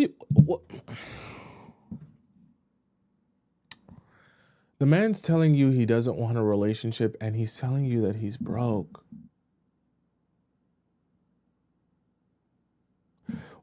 I don't understand. What do you like here? You like his smile? He has some muscles? Is that worth it? Is that really worth it? It can't be. There's attractive men everywhere. It can't be. I found out he's actually in a relationship with the girl at the gym. What? All right. Whatever. Just whatever. Like whatever. I think I think this whatever. Whatever, man. Just whatever. Whatever, man. Whatever. Who cares, right? I should probably stop. I think I care too much, I think I do.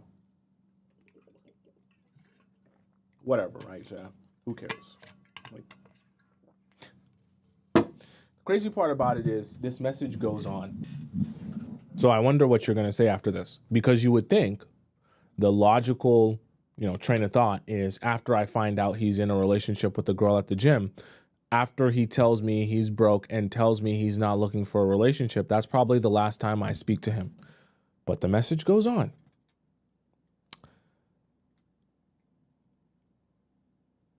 uses and let me drive another girl's car who goes there too. What?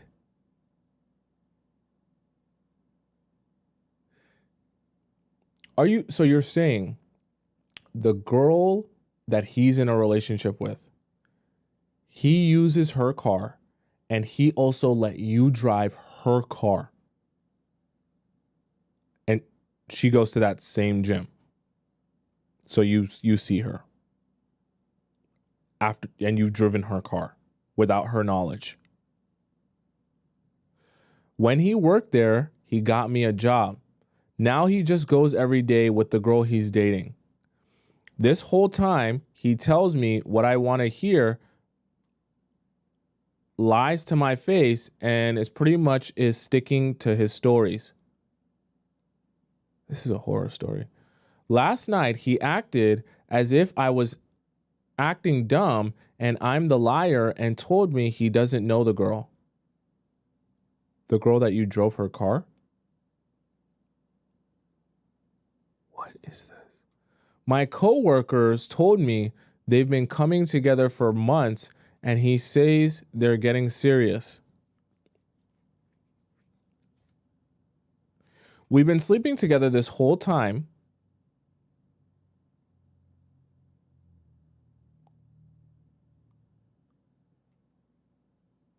I don't even know what to say. There's no point in going into the nice things he said, done, or given me because it was to keep me stupid and just guilt gifts. So you know that. You're aware. But he's endangered my reproductive health. Now you're concerned.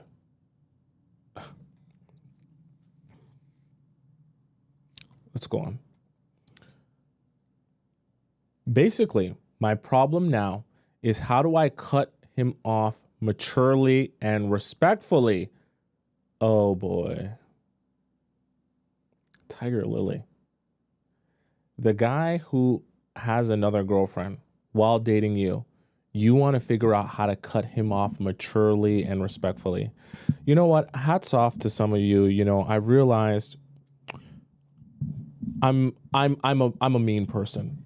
So that's why I teach you guys how to be very mean. Because I know in this life, when you're too nice, people take advantage of you. But I know that you guys do it because you're coming from a good place and you have good hearts. But what I'm here to tell you as your big brother or your dad, however you want to view me, do not be in the business of being worried about being nice to people. They will only take advantage of you or treat you as if you're weak when you try to be nice. Okay? Being mean is very good, very healthy, and very beneficial, especially when people treat you like garbage. Okay? Don't be worried about how to cut someone off maturely and respectfully when he's treated you like garbage. Okay? Because he's been so possessive and gets angry and calls me a liar and all types of things when I have so much as a conversation with a male, even if I'm just nodding my head, giving simple responses. You want to know why he has the audacity to do that? Because he knows you don't have the courage to call him out on anything. You shouldn't even have to call him out. I should say he knows you don't have the courage to just walk away. He knows that in your mind and in your heart, that you believe you can't do better than him for whatever reason, that you will stay here no matter how he chooses to treat you, which is why he talks to you anyhow. Okay?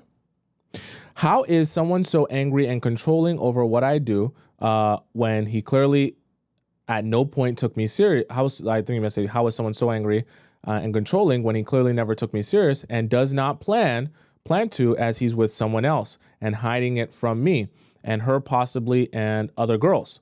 Need to get out of this situation without being immature. Why? What's immature about just blocking his number and never speaking to him again? What's immature about that? I don't want to be confrontational. What's confrontational about never speaking to him and ignoring every single one of his messages? What's confrontational about that? Because I know he's just going to lie and call me crazy, so I'm trying to save myself from the hysterics and just leave it alone. So what about leaving it alone isn't just blocking him and never speaking to him again? Any advice on how to address it, it would be appreciated, please and thank you. Okay? So you added here, I know this may seem dumb for people who easily leave situations like this or even less complex. I've mentally been beaten down where I'm afraid of this person and how he may react or even try to reverse it on me because he says all these girls stalk him and his ex is crazy. Yeah, right. Everyone else is crazy, right? But I think he generally gets into his head because he hasn't, it just hasn't worked on me to the extent it has on other women, because what I've witnessed from them is he's beaten them down more than once. So in a way, I'm grateful. Okay. Bottom line is he's dangerous and I'm scared. I don't know how to proceed because I want to be an adult and directly honest and just say this isn't going to work clearly. But knowing me, I'm confrontational and I want to just tell him he's a liar and all, but it's not worth being possibly called crazy, delusional, etc. Okay. I'm going to give you a dose of reality here. Okay. I'm going to be real with you. Guys like this, their main mechanism of, I guess we could say, control is fear. You fear the idea, the possibility that he could possibly get angry at you and, call you names and go crazy on you for you cutting him off. But the reality of it is, okay, right? And I'm not saying people can't be dangerous in a way, but the reality of it is, there is no nice way to cut someone off, especially when they're a narcissist, okay? Especially when they are used to controlling you and controlling you so much that you can't even speak up for yourself. There's no nice way to put your foot down. Do you understand what I'm saying? There's no nice way to tell someone who never hears no, no. So what you're fearing will always happen no matter how you frame this, no matter what you say. So rather than fearing the idea, let me make sure I say this the nicest way that will make it the easiest for us to get along. No. You just cut him off. Don't talk about it. Don't hypothesize about it. Don't ease into it. You just cut him off. So let me give you the direct, We'll break this down for you very simple so you don't even have to think about what you might have to do. You're going to go through your phone. You're going to take his phone number and you're going to block it. You're also going to take his phone number and you're going to delete it, okay? Then you're going to go into your contacts. You're going to delete him as a contact, right?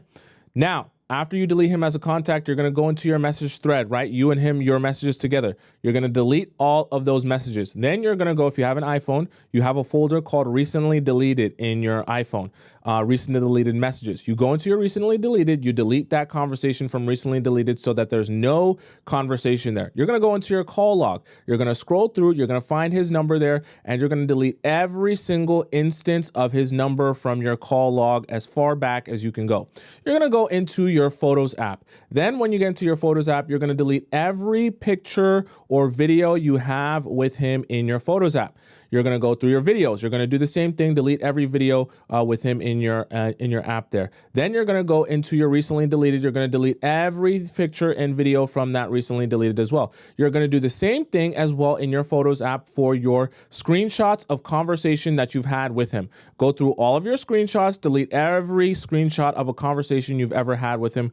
Go into the recently deleted, delete that as well. Go into your hidden folder. If you have anything in there, you delete that as well. You go into your Snapchat. You go through your memories. If you have any pictures or videos of him or screenshots of conversation, you go through there and you delete them as well, okay?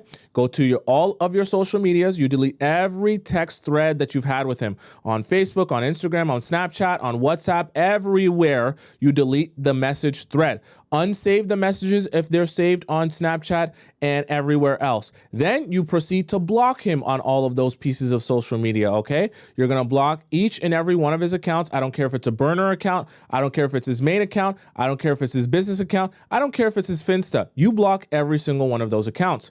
Then you go on to tell your friends and all your family and friends that are close to you, any one of those people that know you or know of this guy, you tell them, I've blocked this guy. I don't want to speak to him. I don't want to contact him. And you let them know that if he tries to contact you, you don't even send me the message. Don't tell me that he's trying to contact me. I don't want to speak to him for any reason whatsoever. You let them know that if he comes up with any magical emergency that he's going to present to you so that you can talk to him again, you don't want to talk for any reason whatsoever, no matter what the emergency is, okay? And you tell your friends and your family that so that he can't reach out to them and they deliver any message to you. You're going to go into your closet. You're going to take any sweaters, clothes, shorts, t-shirts, brushes, anything like that. You're going to put all of those things in a trash bag. You're going to take that trash bag, put it over your shoulder. You're going to go through your bathroom, put any toiletries he's had left at your house, put them in the trash bag. Any snacks he's left in there, put them in a trash bag. You're going to take all of that stuff with you out to the trash bin, the public trash bin. You're going to throw that garbage bag into the trash bin. You're going to get rid of all of those things in your place that have been in your house. Once your house is cleansed, in fact, I'm going to give you a bit of a pro tip here. You're going to go to the store here, right? You're going to go to one of these stores where they sell incense, okay? You're going to go to the incense shop. You're going to go through your house and you're going to sage and you're going to cleanse the area of any leftover energy from in your bed, around your house, in your living room, anywhere. You sage the whole thing, okay? Then you're going to take your bed sheets. You're going to change them. It's going to remind you of when you slept with him in the bed, all right? You're going to change those. Now that your whole place has been cleansed of him. If you ever see him at the gym or he comes up to you at the gym or tries to talk to you, you ignore him. Now, here's a pro tip. If you don't want to have to ignore him at the gym, just change your gym. I don't care what gym you go to, just find a different one to go to because you know you're going to run into him at the gym. So you're going to change your gym membership. Find somewhere else. Find another Good Life. There's plenty of gyms that you can go to. Now you've cleared him out of your life. You've cleared the possibility of ever coming across him, and you've also allowed yourself to be free of any sort of emotional hold you might think he has of you. And the last and final thing you're going to do is you're going to build your daily, for your weekdays and your weekend routine that you're going to do that doesn't consist of talking to him or being on the phone with him or worrying about him. You're going to fill up your day with productive things for yourself and your life with your friends and your family. That way you don't have time to sit around watching paint dry and say to yourself, I wish I was talking to him again. Okay? This is recorded. You can replay that back. And any of you in this situation will be able to replay that back. You follow those instructions to a T, and I promise you, you will accomplish exactly what you want to accomplish by getting through this situation. Okay? That's the simple advice for you there. You don't have to mistake this or be confused about anything. All right, chat, that's the show for today. I hope you guys got some value out of that. For those of you who have a question for me, feel free to ask it on our relationship advice forum or our premium relationship advice forum in our Discord. You can send in your questions through the link in my bio on TikTok or the link in my description on YouTube. You can also send me a private question, and I'm answering and catching up on all my private questions today as well. For those of you who are wanting to follow me on Instagram, my Instagram is just above my head on the top left corner of the screen. It's Tomisin_Atobatele. You can follow me on Instagram and see all the stuff that I do on a regular basis. For those of you who are also on TikTok and it's also on my YouTube description there. For those of you who are also on TikTok and you want to rewatch the show because you missed parts or you came late, my YouTube is just Tomisin Atobatele. You can even just type in my first name, Tomisin. Go on YouTube, and then when you find my YouTube channel, go into the live section. You can then scroll through this live video and watch all the other live videos I've done since the beginning of time, and you get the YouTube live chat and the TikTok live chat embedded in the video, so you get to see all the conversation, okay? I'm here every weekday, Monday to Friday at 4 p.m. Eastern Standard Time. That's when I'm live for you guys to watch me. So I'm going to be here, obviously today's Friday, I'm going to be here again on Monday at 4 p.m. Eastern Standard Time for those of you who want to catch me right on time, okay? So I'll see you guys again on Monday. Until then, I'll be posting on YouTube for you guys. You guys can watch me on YouTube. I post pretty much every day now on YouTube in my edited main channel. And you guys can catch me on there. Until we meet again on Monday, goodbye for now. Arrivederci, adios, sayonara, hasta la vista, ciao, salam, bon voyage! And I'll see you again tomorrow on Monday. Sorry, not tomorrow. On Monday at 4 p.m. Eastern Standard Time. Okay. I love you so much. Okay. I'll see you later. Bye for now. Bye. Have a great weekend. Stay safe.